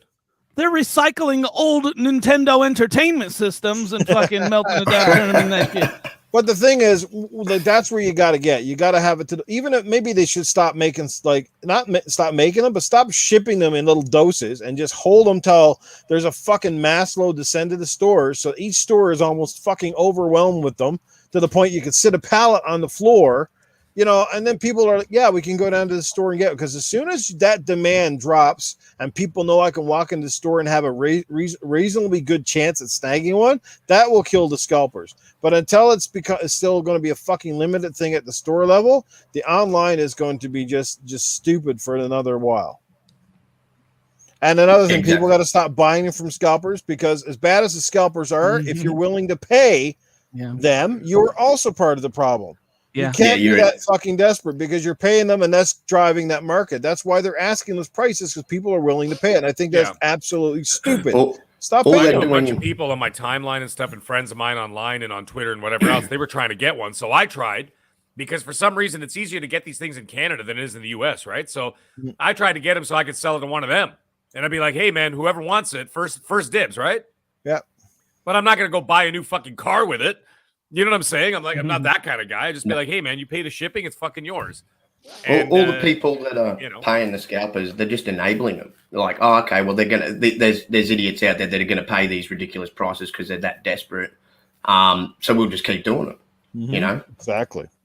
They were $2,000 an hour after the fucking show. Yeah, exactly. Ridiculous. Yeah.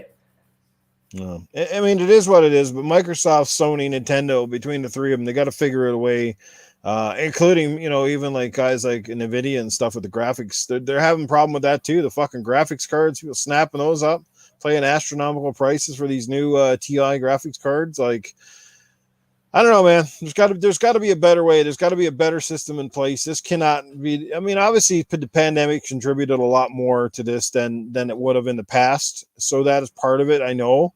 I see that with every facet. I'm in the retail business, and every chain, and I'm telling you, it's not a joke. Everything is choked right now because it's not only the fact that a lot of the places this stuff is manufactured, their plants have been open, closed. Yeah, It's hard to do stuff when you're either working on a skeleton crew or your plant's been shut down for 2 or 3 weeks at a time, waiting to reopen because of COVID restrictions. And then, of course, you got the shipping. And I can tell you, like, shipping containers went from, like, say, the sporting goods industry, which I'm in, like, their average containers, they told us, went from about $4,000 to ship it from fucking Vietnam or Korea, wherever they get them made, to, like, it's almost like $12,000. Right? $15,000 to ship one of these crates. What do you think these consoles come across in? You think they're coming over in rubber duckies? Like, no, they're fucking coming on crates on big ships. The majority of them. Some of the speeds might actually be flown in on plane. I heard that type of planes are even more expensive again, and you can ship with much smaller doses when it comes to plane.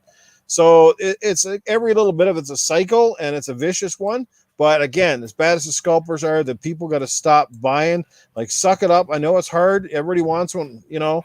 But yeah, going out and biting into it is not helping at all either, because it just keeps feeding them, and they're going to keep doing it. So yeah, what's going to happen is it's going to become a pain in the ass to get a new console. It's like the same reason we got to have, 8-digit passwords with their fucking grandmother's maiden name and 5 special characters and everything. They all got to be different and this and that. And fucking, it's going to come down to that. And this is why, because people don't know how to fucking act. Everyone's so many people in this world are such greedy little bitches, man. And if you're one of those, fuck you. Amen. I'll applaud you with that. I'll give you an applaud on that. I don't fucking condone it. I really don't. I think it's seedy. I understand. I like I said, if you buy the extra one, like you're one of those guys, you walked in, you got lucky maybe to get 2, maybe 3. Okay. And basically the premise is I got an extra one, which basically pays for the first one. Right. So it's almost like you're getting the console for nothing, essentially, because the other one that I can deal a little bit more. Like, you're not really going to the bank on that. You're just kind of making something. But when you look at these guys, these twats online that got fucking 30 and 40 these fucking things in their house. Yeah, in their garage. That stuff, I'm just like, come on, man. Like, there's a guy up the street from me. I'm not kidding. He's like two streets over, maybe 3. He's got like 40 PS5s locked away. Yeah. And he's selling them for $1,000 a piece. Still, to this day, he's still selling, like, whatever he's got left. He's still selling them. Like, dude's gonna make $40,000 off that. Well, I mean, he's not gonna make that much, but I'm saying, potentially. Yeah, it's crazy. So that's why these guys do it. But that's not the only thing he has. He has that, and then he has like 100 pair of fucking Nikes, of like Jordans and all this other shit. People fucking stab each other and shoot each other over fucking shoes, which I don't get either. But yeah, they do that shit too. So they're hard to find. These limited edition ones and whatever. He's got all that shit because that's his job. And I don't know the guy personally. I just see him on Facebook Marketplace all the time. Yeah.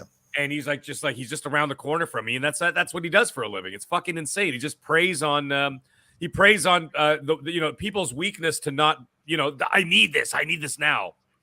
Yeah. Right? Those that don't have that. Now, I did something with the PS5, for example. I bought 2 Series X day one for me, one for my wife. But we pre-ordered them like a month, whenever it came out, a month or 2 before it happened. But the thing is, that was funny, by the way. The thing is, I actually paid somebody I knew. I gave him $100 cash. And I said, get me a PS5. And he did. In like fucking 3 days. Yeah. Because he's like a computer, he's like one of those fucking computer whiz guys. But I just gave him $100. He's a kid. And I'm like, here, dude, he's a fucking college kid, right? Like 21 years old. I'm like, dude, here's $100. Buy me a PS5. And he did. And I just paid for it regular price. I mean, I get it. It's capitalism. Infinite, there's nothing wrong with scalping and people willing to pay the price. But obviously, scalpers start the trend. That's the thing. They are the match that lights the fire. I just said people that are willing to pay the price are obviously just as much a part of the problem. right? But there wouldn't be a problem if scalpers didn't start it in the first place. If they were just like, yeah, I'm going to buy one, maybe two or whatever, and walk about it. But then they drive these astronomical prices up. I mean, fuck, how would you like it if people went to the gas pumps and fucking bought all the goddamn gas, and then you come over to get some gas? Like, nope, you got to buy it from that fucking Joe Schmo down the street who bought his own fucking gas truck, and he's charging you 3 times the price to fill your vehicle because nothing at the pumps. You'd be a little bit pissed, right? I don't really see how it's any different. It's fucking scummy, and there's no other way around it. I mean, like, look at concerts, man. Guns N' Roses comes back. Yeah. If fucking 35 seconds, 55,000 stadium seat, 55,000 seat arena sold out. Yeah, and you got to pay $1,000 a fucking ticket if you want to go see him, right? Yeah, like you can't buy him. The average schmo can't go on a Ticketmaster and go buy a fucking concert. And I get it. There's obviously nothing wrong. Like Infinite was saying, there's nothing wrong with capitalism in that. I think also what makes it probably gets people's gripes at the moment with them is the timing that they're doing the scalping. Like, we're in the type of times the world's in. A lot of people have either lost their jobs, had their hours cut back, and they've got families, obviously. So even if gaming's a passion, it might have to come second, third or something, along the line. So that might be another reason too. It sort of kind of looked and frowned upon a little bit at the moment, especially with some of the ridiculous price. I've seen like a PS5 on eBay for $5,000. It's a big one. So I'm like, are they going to go higher than that? Are they going to drive it up to 6,000? Like, you know what I mean? So it is what it is, I guess, but hopefully it'll slow down. It's part of life. It's never going away. It's been there since I've been a kid. It happens one way or the other. We see it all the time. I'm surprised people didn't go out and snap up all those, Super Mario All-Stars games because they're discontinued or whatever, and buy up hundreds of those and be like, scalp them or some crap. But then again, I think people are wise enough to know Nintendo will probably just release that game again in 5 years and then put another package on it and sell it again. So they're probably like, yeah, Nintendo, we ain't falling for your shit. You just re-release it, pull the Walt Disney thing, scare everybody into buying it, and then be like, hey, here's those games again. I don't know if there's that many. Like, if there's 2.5 million PS5s not even activated, that means that people aren't buying them, though. Yeah. Because people are like, fuck that, and they're just waiting. Because, I mean, I got a pandemic, a lot of people lost their jobs and shit. Well, this doesn't help Sony either. Like from Microsoft and Sony's perspective, they don't. I mean, from the consoles, they don't care who buys it. You buy the console, but it does hurt them when it comes to games and their services. Yeah, because of fucking. There's 3 million fucking consoles out there sitting in people's garages and basements waiting to be sold. That's a potential 3 million customers that are not buying games. Right. Mm-hmm. Right. So those guys need to be after it too. Like that's why like that stuff should almost be like to a certain level. Once you get past a certain amount, it should be almost like small criminal. I think because that would also scare them from doing this shit constantly. Like if you're fucking hoarding, like you got more than fucking $3,000 worth of stuff that you bought at regular price to jack it up, then I think there should be some kind of a law against that. And they need to crack down on all these Facebook ad people that run the Facebook ads. You know what? If you're selling this console, just fucking jack it. Those ads should be immediately down. You know what I mean? Go sell it privately on the street if you want, but don't use public services to do it. That's, there's ways to make a crackdown and make it hard on people. But I don't know if they want to do it because it does mean a lot of work. It means all that shit. So I don't know, whatever. And we're kind of off on a different tangent, but we're going to talk about Halo and stuff in the consoles. But I don't know. I think it's pretty cool. So in the chat, guys, one, if you plan on getting the Halo limited edition console, if you already got a pre-order or you plan to get it. 2, if you plan to get the controller. And 3, if you plan on getting both or have them both pre-ordered. Let's love to gauge how many people are excited and are snagging up this new stuff. If I didn't get an Elite Series 2, I'd be all over this controller. But I just recently spent $200 on a controller. I can't be. My goodness. Hey, see, Crispy Rambo knows. New film Mad Max 2 shows you what happens when someone has all the gas. See? We got, let's see who we got. So Axel's got 1. Axel's got 3, so he's getting both. Iceman with 2, he's getting the controller. Timothy 0. Judah with 2. Massel forces neither. Dog 0. Iceman Elite Series controller is so sexy. Yes, 2. Yeah. Psychonauts 4. I wish I could get either one. Yeah, I'm in that same boat too. I didn't even try to pre-order. I'm not getting in that rigmarole. If I manage to land one, great. But I think that controller up here in Canada is what, Meg? Is about $250. Almost $300 with tax. Yeah. Jesus. Same down here in Australia. Yeah, Australian money and Canadian money is basically on par. Versus the US. So yeah, it's the same shit. So it's about almost $300.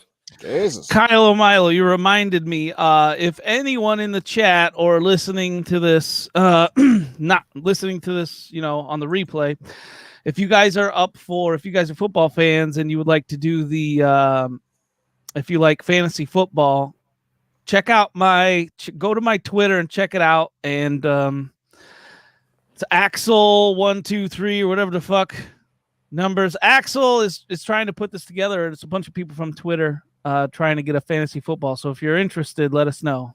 You see, Noob? He's already peddling his fucking wares right now, too. Right on the show. Live on the show. Live on the show. Live on the show. He's peddling his own wares, trying to make money. Go ahead with that fantasy shit. Yeah, only $1,000 to join. See? I bet you it's actually $100. Titan's just taking the other $900. Yeah. The last thing I want to say too, it's on Microsoft, Sony, Nintendo to make sure, like I said, the adequate quantities are in stores as well. And that might be part of the stores themselves. They don't buy enough or they don't order enough. They're only going to ship to stores what buys them. But I would imagine with demand right now, it'd be crazy to not do it. But like I said, we had the problem here. Like I said, when the pandemic was going, that none of the Xbox Series X, S, or PlayStation 5s were even being stocked at most of our retailers here. You went into the store, their shelves were bare, and they said the only way to get these things is to go online. You're like, that's fucking pathetic. But like I said, they were selling the Nintendos just fine, but I guess the pandemic was too much to sell PS5s and Xbox Series X. So. Well, we were pretty hardcore over here. Well, we still are. Nobody's like, I'm noticing it. Like when I go to pick up something from the store, because I'm at home or I'm at work or wherever I am, and I want to buy something, I go online, I go to bestbuy.ca, whatever the fuck, right? Mm-hmm. And I look it up and I'm saying it's right there. And they say you reserve it. Well, they don't have them on the shelves. They got them in the store and they just pull it off the shelf and they put it in a bag and then you just come pick it up. I have seen in the last year and a half, 0 people walking into a store just to look around. Yeah. Like 0. Every time I go, they're just there to pick up a bag and they fuck off, right?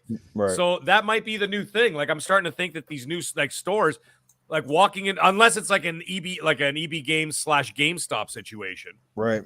I don't see these other guys doing it. They're basically just going to be a middleman from here on out. Yeah. Like they'll fill out those big, huge, big box stores. They're just going to fill them up with online orders because no one's fucking going in to shop anymore. Like the fucking shopping malls are empty.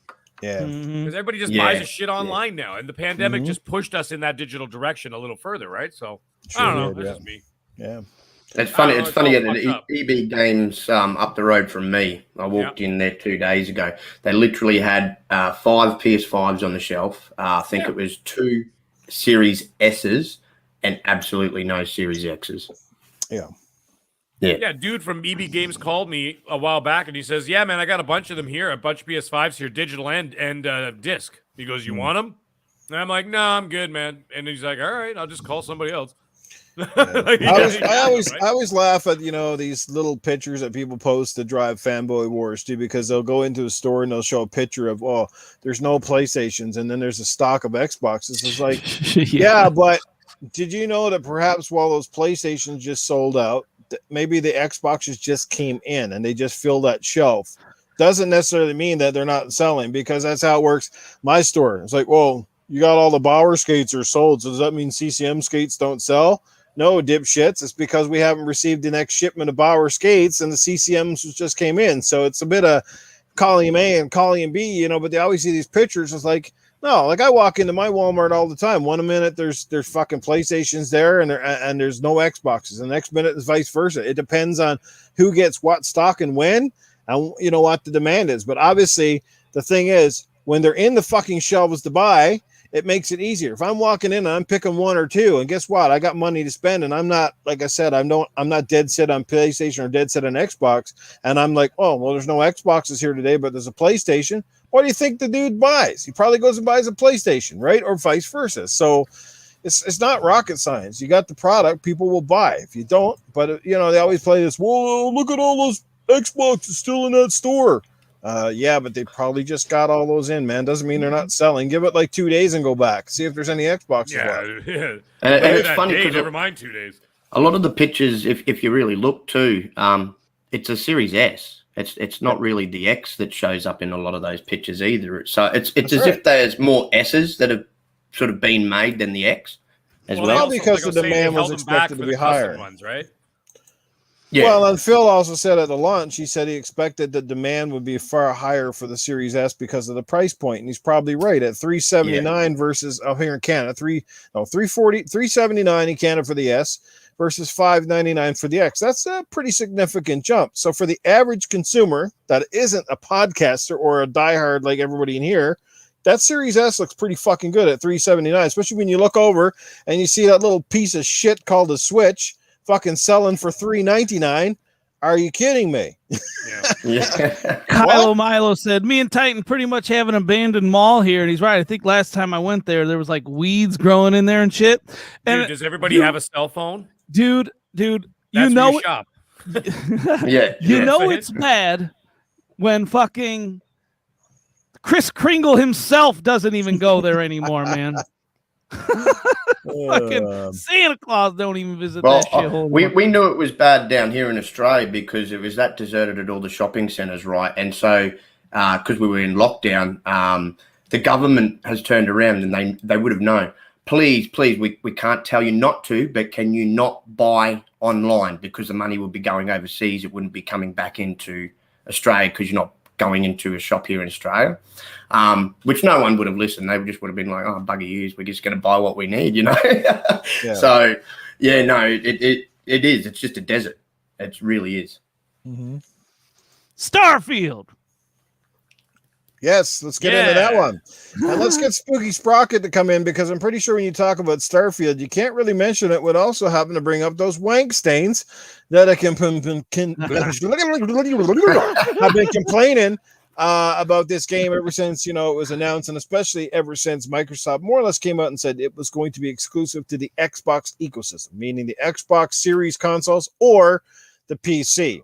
Right? They've said it again, but I guess Pete Hines said something that gave people that little flicker of hope that it might come to the PlayStation down the road, and people just can't accept it. Aaron Greenberg came out and classified specifically that it was built now for the Xbox. It will come out on the Xbox PC. It is part of the Xbox exclusivity. It is not going to PlayStation. Now, do you guys believe that? Do you think this is smoke and mirrors? He's full of shit? Or do you think these fanboys are legitimately full of shit?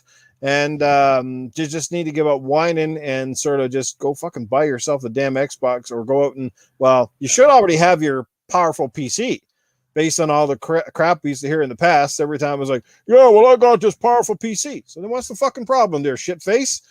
You got your PC, go play it on your fucking PC. Or you're just lying through your asshole. Maybe you drink wieners out of a straw. I don't know what the fuck these guys are doing. But anyway, let's let Spooky come in here. Maybe he's got a good rant on this. About this, exclusivity shit.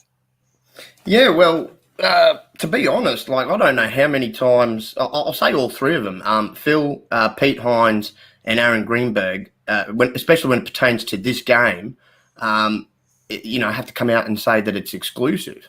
And Greenie, is probably be the best with his words. He's just straight to the point. I know sometimes with Pete Hines and Phil, they can be a little bit vague and, a little bit of trickery there when they word their stuff out. Mm-hmm.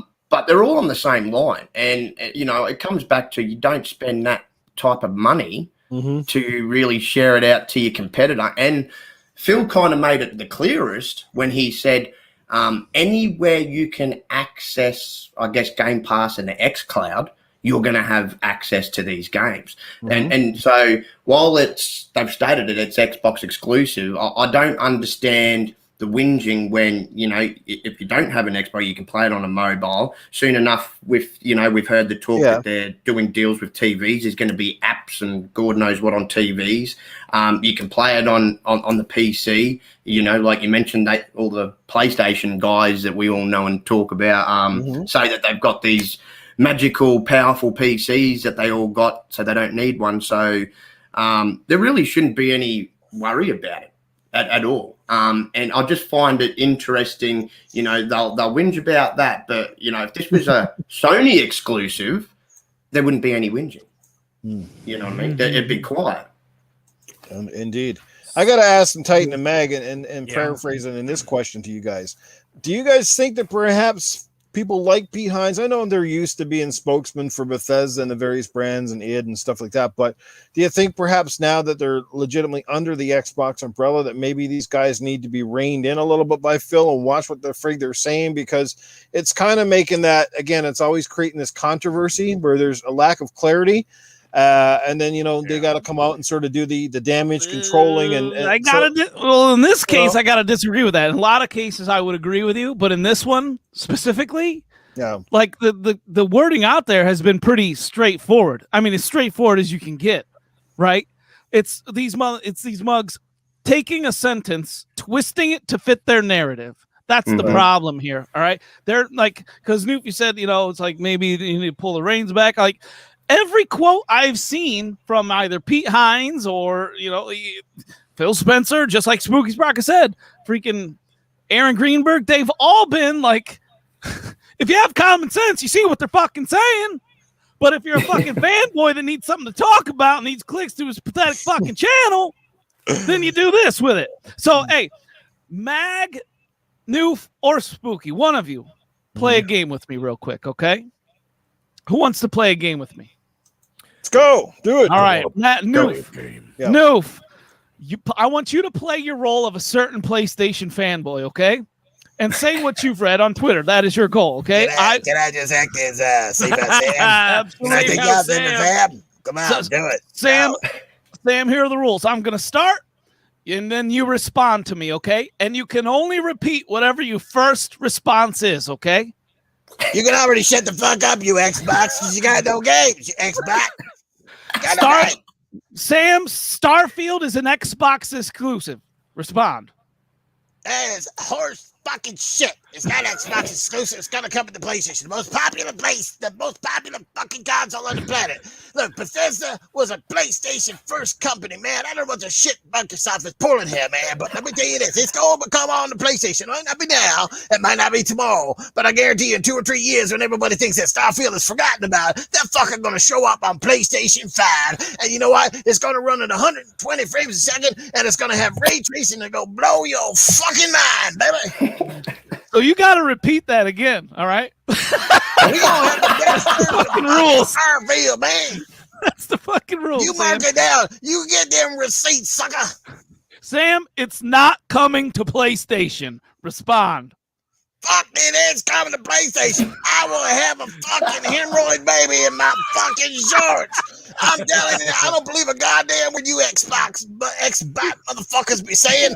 You're always sprouting lies. That's how you do, you fucking corporate slaving, Phil Spencer, dick sucking motherfuckers. That's how you do it. You're always lying to your teeth. That's how you guys do it. You paint these Picassos to make Xbox look good. But let's face it, man. You fuckers ain't got no goddamn games. No games. Sam, it's going to come out wherever Game Pass is. Respond. That's all you fucking got Game Pass. That's all I've been hearing. Last couple of years. Game Pass this, Game Pass that, Game Pass something else. My goddamn, it's a fucking Game Pass. If I was at owning an Xbox, I'd sit on a toilet and fucking my toilet paper, my shit look like fucking Game Pass. Goddamn. Sam, other games may come to PlayStation. Respond. They're all coming to fucking PlayStation. That's PlayStation spending the money. We got the games. We pay $70, $80, $90, $100. We don't give a fuck. We just buying everything that got a goddamn PlayStation logo on it. We would buy Barbie fucks a fucking skunk if a PlayStation exclusive on it. I'm telling you, and we'd be Game of the Year. Everything's Game of the Year at PlayStation. Starfield is exclusive, Sam. It's exclusive. It's gonna be exclusive. I don't care if it's exclusive. It's exclusive for now on Xbox, but later it's gonna be exclusive over on PlayStation. We're gonna bring it over there. It's gonna be absolutely fucking dynamite. It's gonna be better than your version because it's coming up later, and it's just better. That's how it goes. It's always better if it's on PlayStation. If it's on Xbox, it's trash. Congrats, everyone. You've all been caught up on what's been going on Twitter for the last 2 days, right there. Okay, fucking. There was actually have to put in my 2 cents. That pretty much answered it right there. Right? Or you get the other ones that are almost, Bethesda sucks now, and Elder Scrolls is crap, and This sucks. Yeah, exactly. Right. Freaking! Did you guys see? There was actually an article from Forbes, and the title read, "quote unquote, Microsoft is running out of ways to say Starfield is an Xbox exclusive." You know, I read they haven't actually said it though. See, I got a point here. You Xbox guys, you're gonna go up and buy this $200 fucking controller, and guess what you can't do with that controller? You can't blow into it, sucker. I got my PlayStation controller, and I'll be over here. I make shit fly in the air because I blow in that controller. God damn it, Fart that's what I into do. I farted into it, and I made Astro Body flew across the screen. That's how it happened. That's how sensitive the touch feedback controller, chumming me jigga trigger chigga going. Yeah, baby, let me tell you. Oh my God! Well, they'll come back and we've got God of War. Where the fuck is God of War? Did you know that this PlayStation controller, if you use it enough, it gets rid of your carpal tunnel syndrome? Man, I'll tell you what this much. If Starfield goes to PlayStation, Xbox will lose credibility and a lot of it. You know, it's funny, actually, not to like, whatever, throw more fuel on the fire, but if you actually read all the statements, they actually don't fucking directly say, no, it's not coming to PlayStation. Because they refuse to say Sony in the thing because they don't want to sound like inflammatory. So they use that corporate speak. They're like, it's coming to ecosystems that are part of the Xbox ecosystem or some shit like that. They always see something weird. I'm like, can't you just fucking speak like a human and be like, no, motherfucker, it's not coming to PS5. Thank you very much. I got to go to work. Like Aaron Greenberg and Pete Hines actually laid the fucking smack down. No, they did. But I'm saying, you see what I'm getting at? I'm not disagreeing with you guys at all. I'm just saying, wouldn't it be refreshing just to say, it's not coming to PlayStation? We know that that's what you want to hear from us. But you notice how, because of the corporate speak, they actually never say the name Sony. Yeah, right. That's what I'm getting at. And that's why people twist the shit around, because what's happening is they don't see the name Sony. They're like, they didn't say Sony. They didn't say Sony. That means it might be coming there. Right? So they're doing that. And then when you got fucking Pete's Dragon there on fucking Twitter trying to do his shit. Yeah. But you know what, though? At the same time, I was talking about this with Mr. Boomstick last night. He got exactly what he wanted. Because these motherfuckers, all they want is attention, right? And they got the attention. And now they're sitting at home rubbing their little fucking grimy hands together going, oh, shit, Aaron Greenberg responded to me? Pete Hines responded to me? My fucking users are going to go through the roof. My followers are going to go through the roof. My thing is with that, people need to also put, like, all right, this guy is a fraud. Unfucking follow this guy. Unless you want more fraudical fucking news on your feeds, because that's all it is. Fucking, it's all fake news.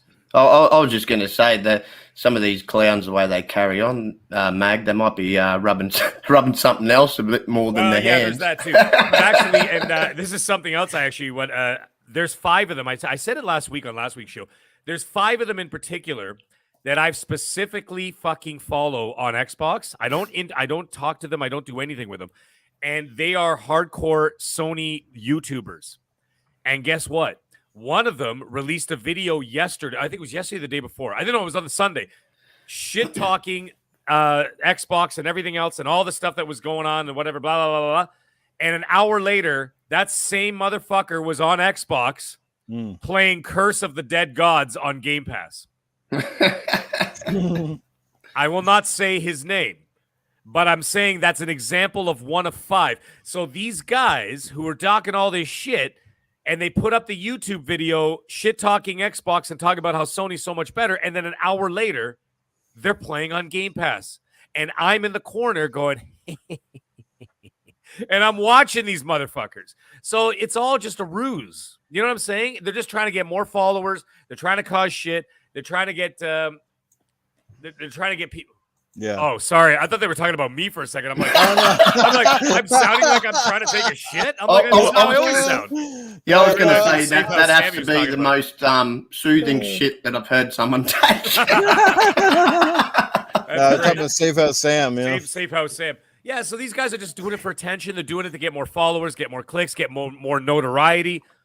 You know what I'm saying? Like all that kind of stuff, right? And I won't call the dragon guy by his real name. I make up names for him all the time. I call him How to Train Your Dragon, Pete's Dragon, you know. Dick's a dragon. Yeah, Dick's well, not him. Not him. There's no way his Dick's a dragon anywhere. Too small. You know, I called him Scalebound once. Yeah. You know, like all kind of fucking things like that, right? But I'll never call him by his name. But anyway, the point is they got exactly what they wanted, right? The rest of it is just like whatever, but like, you know, at the same time, it's just a bunch of bullshit. Gentlemen, I'll be back. Oh, well, wait. Well, let me stop you there because then we've got a problem as well with that, right? I had a problem with who was it? Beastfire Tim Dog. I had a little disagree. You know, he's like he backed him up, kind of, right? He said, you know, he talked about, you know, he said he was like a stellar person or something like that, or an amazing person, something like that. And I said, your definition of that and mine has got to be different because, you know, I don't know the guy personally, but if I know someone and they're, you know, spewing just trash on the internet, you know, that kind of takes the word superb out of the equation for me. You know, if they're just throwing shit out there, just creating narratives, creating false, like, right. And it's the same thing with like the COVID thing, right? Fucking whoever the fuck it's the exact same thing. Whoever the fuck put out that that fucking the horse pill you take it and it's gonna cure the fucking COVID, like you deserve to be horsewhipped. You're just throwing shit out there and people are eating it up. Like, because but you know what, Titan? That's the same as the guy in the 1800s walking around going, well, look at here, see? I've got a cabin here with snake oil. See? What's going to happen is it's going to cure your herpes. And then he shows up in, like, Western town, and he's like, come over to here to have Dr. Penis Face's elixir of death. You know, I will cure your herpes instantly. And, like, it's the same shit. And all it is that the guy, the guy rubbed one out in the fucking bottle, and he's selling it for, 5 cents in a Western saloon to all these fucking guys. Too many Safe House Sams in this world, man. Yeah, well, hey, I'm just saying. Anyways, Yeah, I'll be back. My final thought on this whole thing is simply this. You know, they made it clear in the past as well that case by case basis, like, and I don't know, you can take that with a grain of salt or it can be heavy. And what I think ultimately, yes, I think the intention is to make most of the games Xbox exclusive ultimately. But I also think it largely depends on how each game, what kind of demand there is for each game and how it performs. For example, if Starfield, turns out to be a great game and we see that lots of people gravitate to Game Pass, which is why they basically bought Bethesda, is to one, have a lot more content from one of the biggest renowned publishers in the gaming industry. And two, it's to obviously hope that by having Bethesda games, it will boost the Game Pass numbers significantly, especially when these big so-called exclusives drop. Now, what happens when those games perhaps start to fall off by the wayside and they have more games in the pipeline and those games, are sort of the lacking performance, so to speak, or perhaps they come out kind of broken, like Fallout 76, where lots of potential but never lived up to the hype, then Microsoft might look at it and go, you know what? We can release this game. It's a little older, but we can still make a shit ton of money by putting it on the competing product. And by then, most Xbox fans won't really care. Well, have played the game, beaten the game, and moved on to something else. But the other console owners who, for whatever reason, just do not want to gravitate over to this ecosystem will be like, yay, we finally get the game. And perhaps, a lot of the bugs and kinks are worked out. So I don't think it, like I said, that never say never, I think still applies. But at the end of the day, no one really cares. Like, I personally, I don't care. I don't care if those games go on PlayStation. I think, like I said, I hope that those games actually boost the numbers for Game Pass and Microsoft achieves what they're intending to do with this signing of Bethesda, and that's to get great games, world-renowned games from a top publisher to boost those numbers, to boost the ecosystem of Xbox, more content, more Game Pass, more games, more everything. It's just better for gamers. And at the end of the day, I really don't care because like let's look at most of the PlayStation stuff that was timed. Like Kena, for example. I plan on buying Kina. I think Mag plans on getting it as well. It is supposed to come to Xbox, perhaps over a year down the road. But guess what? Just like I did with Final Fantasy, if I really want to play a freaking game, I'm going to buy it for wherever it comes out first, and I'm going to play it. I'm not going to sit there and just wait because I'm so loyal to fucking Xbox that I'm going to wait to play Kina on Xbox. You know what? I did that with what was it? Oddly enough, Hellblade. Hellblade was exclusive to PlayStation for a very long period of time. I actually went out and bought the version on PlayStation first and beat it on PlayStation. And then when it came up for Xbox, I bought it again and beat it on Xbox. And it didn't bother me in the least. Fantastic game, was worth every penny in my personal opinion. But you see what I did? It was like, yeah, I'm not going to wait and just, count my lucky stars or hope that it comes out. Because at the time, there was no word that Hellblade was ever going to Xbox. At the time, like, they kept that very secretive. It was like, it's on PlayStation.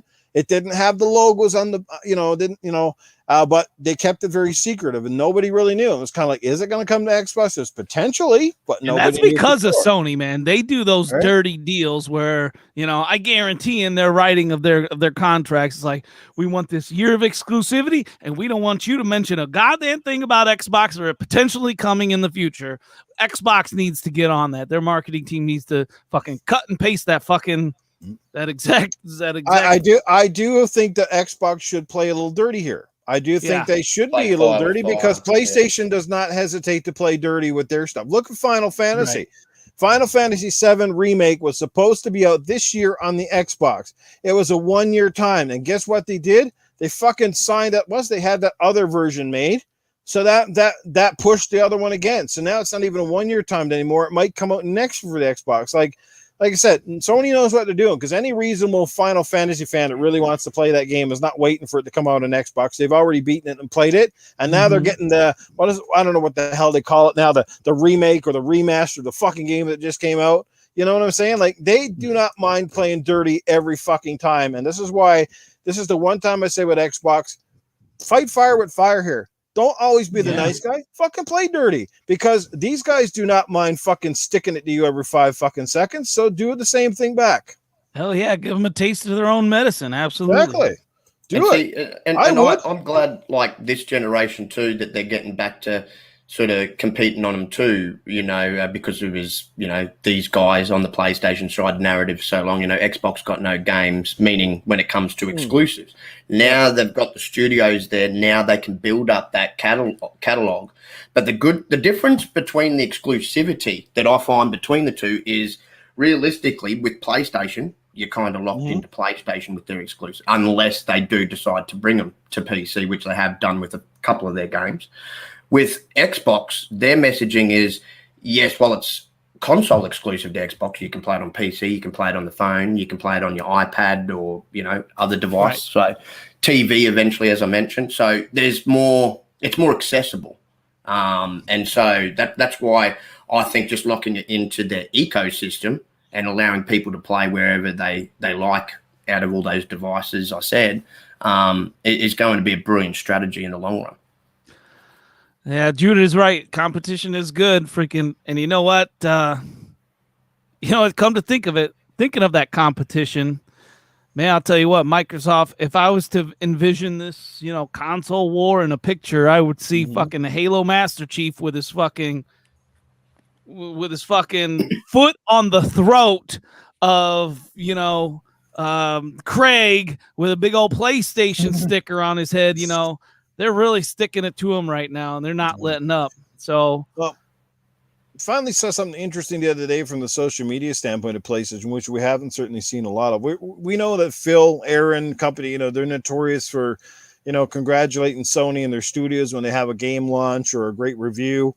But we did see something a little bit from Shuhei Yoshida the other day on the Psychonauts thing, where he even changed his background, I think, on his Twitter to be in Psychonauts, and congratulated Double Fine and Xbox Game Studios on, this wonderful achievement of an awesome game, which, like I said, happens to be multi-plat, so maybe that had something to play in there. But it was good at least to see them acknowledge an Xbox title for a change and all that stuff. So I thought that was a step in the right direction at least. So, fucking A. Yeah. And I think I hear a familiar face, or Tony Baloney. Are you in the building, sir? Can we recognize his face still? Oh, there Can we he is. recognize it? Oh, hey, yeah, I do recognize Man with him. the legendary pipe. Here he is. Tony Baloney himself is in the building. What's up, bro? Well, let me tell you something, Nuka. Before I even start, I never knew that you could hear a face. With your face, we can. Your that's face is new. animated. I can hear your face. Wow, that's fantastic. Because I'm really good at facials. So if anybody wants to line up, I'm holding a beauty salon outlet very soon. Facials only. Anyhow, let's get down to business. First things first. Titan Drago. I let you off the hook last week, but not this week. You start off the show by talking about. Just shut the hell up for just 2 Bullshit. seconds. Are you finished? Yeah. Okay. Anyways, Titan Drago, let me tell you something. First of all, your wife buying you multiple tubs of this G-Food shit. Let me tell you something. Dude, she's trying to... I see that, chat, Axel. Yeah. It was a setup. She's trying to what? Anyhow, I took the fall. Anyhow, let's get back to the business. Titan Drago, with all the G-Fuel she's buying you, she's trying to kill you. Don't you understand that? She's slowly trying to poison you to death. I mean, and judging by the color of your bathwater, you're bathing in the shit now. Okay? Who the fuck has green bathwater? Obviously, you're bathing in G-Fuel. You're trying to absorb it into your skin. Let me tell you something. You're not turning into a superhero. Okay? You're turning into a super idiot. So stop doing it. Oh. Yeah, it's ridiculous. Oh, by the way, I have to apologize for earlier in the show about the mag was choking on a peanut for like at least 10 fucking minutes while he's doing the show. Let me tell you something. Titan Drago knows something about this. When you got something small, hot, and pale choking in the mouth, now we know what Titan Drago's wife has to deal with every weekend. Yeah, unbelievable. Oh, and by the way, in Safe House Sam, one other thing. Jesus Christ, you creep the shit out of me. You creep me out. And I'm supposed to be the guy that creeps people out. You creep me out. You sound like the guy that masturbates in a porta potty in a public park. Unbelievable. Seem like the kind of guy that like sticks the handles of a hairbrush up his ass while he's jerking off. It's unbelievable. Hey, man, how the fuck you know, man? You got drones? Yeah, well, I can hear your moans from the next porta potty. It's unbelievable. I think we got our next fight in Drago's corner right there. What do you guys think? Let me know in the chat. I can't go up against Safe House Sam. I'm afraid he's going to do something really horrible to me. I'm terrified of the man. For the first time in my life, Tony Baloney is terrified of this guy. I don't even want to go near him. I don't even like being on the same microphone with this guy. I feel dirty. Like my microphone feels dirty, and I'm the guy with 80 STDs. Bro, I'm fucking so dirty, man. The crabs don't even come near me, man. No shit. They're all leaving you, and they're coming to me. Now, does anybody have any questions? Oh, I see some people have some questions in the chat. Looks like Jesse Dobby is in there. Got something to say. What do you got to say there, Jesse Dobby? Where's his question? First question. Go ahead, Titan. You can read them. Well, before we get to Darby, I got to know, Tony, where's your belt at? The belt? Yeah. Well, let me tell you something. It's certainly not fitting around the waist of Axel 1324. I'll tell you that much. He's just laying it on the floor there, on the wall. Maybe he could wrap it around his thigh. About the same size as my waist. Any other questions? He's having it refit right now. All right. And by the way, I'd just like to point out before the show last week, Axel's wife said I was very handsome. I'd just like to point that out. She did not say the same thing about Axel himself. Did she send you a DM after that or what? Well, Mag, she married Axel, man, so you can't really take her fucking opinion for much. Well, hey. He might have been a lot handsome like 20 years ago. Who the hell knows? He certainly isn't now. I'll tell you that much. Yeah, Axel, how long you been married for? Yeah, let us know in the chat. So who had one? You said Jesse Darby. Jesse says, first question, Tony, do you have to soothe the mag after he got whipped twice? Whipped twice? The mag gets whipped every single night by his wife, Chef Trouble. But this is normal for me. She just ties me to the bed, whips me a couple times. I go to sleep. It's how we do things in my house. There's no whipping and there's no soothing. That is soothing to the mag. Okay? Any other ridiculous questions? How about you, Spooky? You got anything for the mag? Hey, you got something for Titan Tony Baloney? How was your flight? You got something for me? Yeah, that flight the other day. How was the flight around the yard? You even had it at your house in real time. Oh, you like that little video, eh? Oh, that was fantastic. That's what happens. That's what happens when the mag loses the internet. Yeah. Then I have to do a flight simulator around the driveway of my house and on the front lawn. Unbelievable. So, Mag, Safe House Sam now has your address. How do you feel about that? Time to move. I'll tell you that much. I'm actually thinking about leaving the country entirely. And a flight simulator, baby. I've got flight stimulator. Yeah, you hear that? I'm moving to fucking Antarctica to get away from this fucking guy. Unbelievable. He's terrifying. Tony's going to go off the grid. Someone give me some more questions. Yeah, man. If you when you go to Antarctica, you find a bunch of pregnant penguins. That was me, bro. I did it. You see, I get so freaked out. You know when you watch a horror movie when it's got insects in it, and then all of a sudden you start scratching yourself? That's what happens when Save House Sam starts talking. I start getting uncomfortable in my fucking suit. It's unbelievable. Jesus Christ. I won't be able to masturbate for like 3 days after hearing that voice. Unbelievable. Mag, after the fight last week, was there any thoughts in your head that you were actually going to lose that fight when it came down to the judge's decision? I won that fight. It's just that the people in the chat were obviously feeling sorry for Axel, as many people do in life, wife included. And obviously, that's what happens. So they had to feel sad. They go like, wow, the mag can't always win. I mean, he wins time after time after time. But, I deal with that in life. When you're a winner, you're a winner. People hate you. Tom Brady is the most hated man in the NFL, yet he keeps winning. See what happens? Can't argue against that. We got Toolman. Can't argue against it. Toolman's coming in. Hey, Tony, what do you think of the PS5 heatsink revisions there? About the heatsink revisions? Well, let me tell you something. What I'm going to do is I'm going to buy 2 of those. I'm going to put 1 on each floor of the house and turn the fucking heat off. It'll keep me warm all winter. You know how much money I'm going to save in heating costs this winter? When it hits like minus 25 here in Canada in the fucking winter, I'm just going to turn my PS5 on. I can heat up the whole fucking neighborhood, and I'll be able to melt the snow on my fucking driveway. It's unbelievable. Perfect. That might be the answer to our energy crisis. Exactly. You know what's going to happen? I just bought a Tesla. I won't be able to charge the fucking thing when I turn my PS5 on. The whole neighborhood might get dark. All of a sudden, I turn it on, and everything goes, and all the power goes out. And they'll go, oh, there's that fucking mag turning on that PS5 again, so you can play that $105 6-hour game. Yeah, unreal. Well, anyways, listen, 24 is going to sign up for the evening. But everybody's, have yourself a wonderful night. Axel, go fuck yourself. And Titan, have a wonderful evening. Noof and Spooky Sproket, you're a wonderful person. Guys, gentlemen, have a great night. We'll see you all next week. Absolutely. There you go, guys. The always on inform, Mr. Tony Baloney. Yes, in fine form once again. The man with the amazing suit, amazing style, and the pipe. Yes, he's always got the pipe. Great show, guys. That pretty much wraps it up, unless we have any final thoughts here before we close. Anybody? Mag, Titan, yes, sir. Spooky, any final words, anything to digest on before we get out of here, I think, or is this going to wrap it up here? No, I think we fucking. I'm ready to give my common sense award out. Yeah, I blew my load already. I'm done. All right, well, let's get out of here. The chat, you guys have absolutely been dynamite as always. Some of the best people in the chat right in here almost each and every week. You guys are fantastic. Percolator 9000, good to see you here. Philly Eagle, back from the dead. Axel's in the house.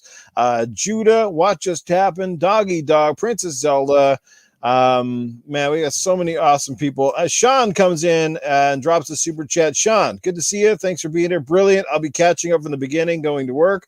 Well, have a great day at work. And again, thanks for your love and support. We appreciate it. Hell yeah, all that stuff, man. So Percolators, I thank God Tony done talking. Sounds like you don't have a fan there, Tony Baloney. Percolator fucking loves me. The guy talks to me every single day. Hey, Percolator, you're starting to sound like those PlayStation YouTubers that go right back to Xbox. Yeah. I keep perspective, Matt Soul, Spider-Man 356, Timothy Dixon. You guys, like I said, you guys are all fantastic. Thank you for being here. Appreciate it. But anyway, let's get out of here and let's start with our amazing guest who it's been an absolute honor and a pleasure to have you here, man. So we hope that you enjoyed your time on the podcast. Like I said, I always look forward to seeing your stuff on social media. let people know what's happening. Hope you're doing well. Seems like you've been going through a bit of a rough spell there, so we hope that things are certainly coming around. Let everybody know where they can catch up with you, whether that be social media, on the Xbox, or on a podcast. Yeah. Cheers, guys, again for having me on. It was an absolute pleasure to join the three of you on here. And thank you. Just want to say thank you to the chat, everyone who's joined in today. It's always a pleasure to see all the support and everything for these guys, as well as myself. And you can catch me on Twitter, on Xbox and YouTube under Spooky Sproket. I obviously also have my Dark Wasteland Spotlight that I run most Saturday evenings. And I've got one coming up this weekend, actually, with my guest this week will be C-Unit Chris Jones, that everybody may have seen in many chats. So it should be an interesting one. It should be indeed. And whatever you hear Wank Stains, guys, think of Spooky Sproket. Spooky needs his own award. The Wank Stain of the Week Award. That's what he needs. Exactly. Yes. That means calling people out, but I think it'll be friggin' hilarious. And people need to take a joke anyway. But well, it's glad to have you on, Spooky. Thanks for being here, and I'm pretty sure we'll try to get you back in the future, sir. So thank you so much for your time. It was a lot of fun. All right. Thank you again. Let's get over to the middle-aged game guy. Let everybody know what's happening with you, where they can catch up with you next. Yes, well, guys, it was a wonderful show as always. Spooky Sproket, you were fucking awesome tonight, man. It was great talking to you. Great being on a show with you. Titan, Noof, as always, you guys are my brothers. And chat, you guys are absolutely amazing. Every single one of you. And even guys, don't take it too seriously. I think you know by now that it's all just jokes and everything, including Axel. I love you, dude. You're fucking awesome. But anyways, guys, it was a great show. You can follow me on Twitter at the Middle Age Game Guy. That's with a GY at the end, of course. On the PlayStation 5, whenever I feel like turning it on next. And the Xbox Series X, you can follow me at all one word, all capitals, because I don't know how to be quiet. I am the Mag. And yes, you can find me here every Tuesday at 10 p.m. Eastern Standard Time on Gaming After Dark with Noof Nukem Titan Drago and, of course, a special guest.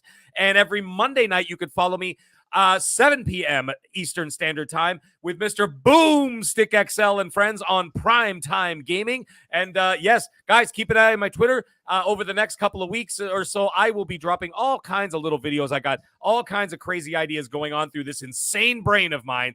So keep an eye on that for a couple laughs and a couple jokes, and let's all have some fun. Everybody, have a great night. We'll see you all next week. Yes, indeed.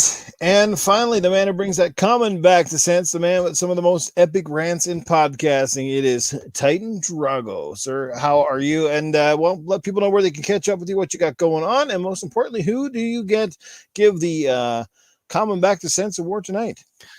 Oh, that's so yeah, tonight was an amazing show. You guys always bring it. And shout out to Tony Grasso in the chat too. Thanks for the show. This has become my Tuesday night routine.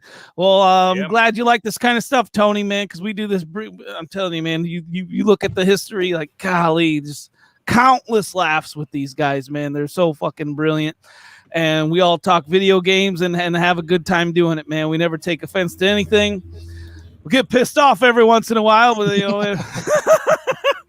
but that's okay. It's nothing that's water under the bridge, right? Anyways, for fuck's sake, someone get Orcs Must Die 3. Like fucking guys, Mag! Listen. It has achievements, you know. Yeah, okay. There's an achievement called turning it on. You'll probably get 1,000 achievement points just for turning the game on. I'm calling you a fraud until you get it. Okay, you are a fraud. I'm calling you a fraud till you turn on Psychonauts 2. I've got to admit that fucking frauds. All right, the traps to kill the orcs are amazing. I think the traps to kill the orcs are pretty amazing and fun. They are. They're fucking amazing. Yeah. Spooky, don't encourage him. Yeah. You almost got rid of him tonight. Now you're bringing him right back. Shut up. This is my intro. Spooky, go ahead and talk. No, but my fucking... We all need to be more like Mr. Joe Dunmore. Excellent. For fucking unfollowing someone that puts out fake news. We all need to be like Mr. JD out there. Fucking take out the trash regularly. Until next time, let's bring the common back to sense. I'm starting to think Titan and Spooky should hook up for a podcast and they call it Closet House Gaming. But all those fucking games nobody else wants to play. They'll just pull them out. I should you out. Go to Orcs Must Die 3 in the fucking marketplace and look at the fucking reviews. Like it's like 4 or 5 stars. It's an amazing game. Like I can't say I can't. Reviewed by one guy. It's reviewed by your mother too. Yeah, you know what? It says Metacritic. It says number of reviews. It literally shows one guy. I liked it. I liked it. Oh my god. Oh well, guys, awesome stuff. And you know where to find me, always in the gutter. Yes, boom boom kaboom, it's Nukem in just about every room. Yes, they've Sam, Cletus. I got some scary repertoire people in my old backyard here, don't I? Jeez Louise. Not to mention a very diverse and perverted Arnold. So I don't know what's going on with him, but but anyway, this has been an absolute blast. Again, we appreciate the support. Make sure you share this out, like, comment, subscribe, whatever it is, but share this out. I still find it's a crime after how many weeks have we been doing this. The love and support's been great, but like you'd think by now there'd be a good consistent 100 people here, wouldn't you? We're like stuck on that 75-ish number, man. Like 75. So I don't know what the deal is, but the support's going out. It's not coming back quite the same. So we need to get more people in here, like Doggy Dog and different people. Like we put on a fun show. This is not boring. This is fucking gaming talk and gaming news, but done in a very specific style. And maybe some of the style turns people off. Maybe that's part of it. Maybe you're a little bit too rated R for some people, but fuck, we got enough PG fucking, all those fucking podcasts. We got to have a little bit more like this, right? I'll tell you what though, it sure has a lot of following on the replay as well. Got a lot of reviews afterwards, yeah. Mm-hmm. In the hundreds, which is good. Yeah, so I'm not complaining. I'm just saying, I would love to see some epic turnouts and all that stuff. So we'll keep at it. We ain't going anywhere. So you either love us or hate us. And you know what it is? You don't like us, don't watch. Give us a thumbs down, whatever be the case. If you love us, well, share the news. Share it out. Tell your friends. Get some people in here. Tell them about this crazy-ass podcast. Get them to watch it on the replay, all that stuff. But even leave some comments, because some of the new people that I get are in the comments itself. It's always nice to hear, like, I really enjoyed the show, made me laugh, got me through my work day, took my mind off of maybe some of life's problems, all that shit. So it's always good. But anyway, I'll stop yapping. I've been yapping for too long. You know where to find me. And by the way, just a reminder before I go, there will be an episode of Good Morning Xbox this Sunday. I didn't do one this past week. I had a lot of stuff on my plate, and I decided I would just pass it over. And we're going to do a community game night. I haven't nailed down the games just yet, but let me tell you, Uno was a big hit last week, believe it or not. And so we're going to do community game night on Saturday. And again, Good Morning Xbox on Sunday. Look forward to seeing you all there. But until then, everybody have yourself a great night, and we will see you back here again next Tuesday. Salute.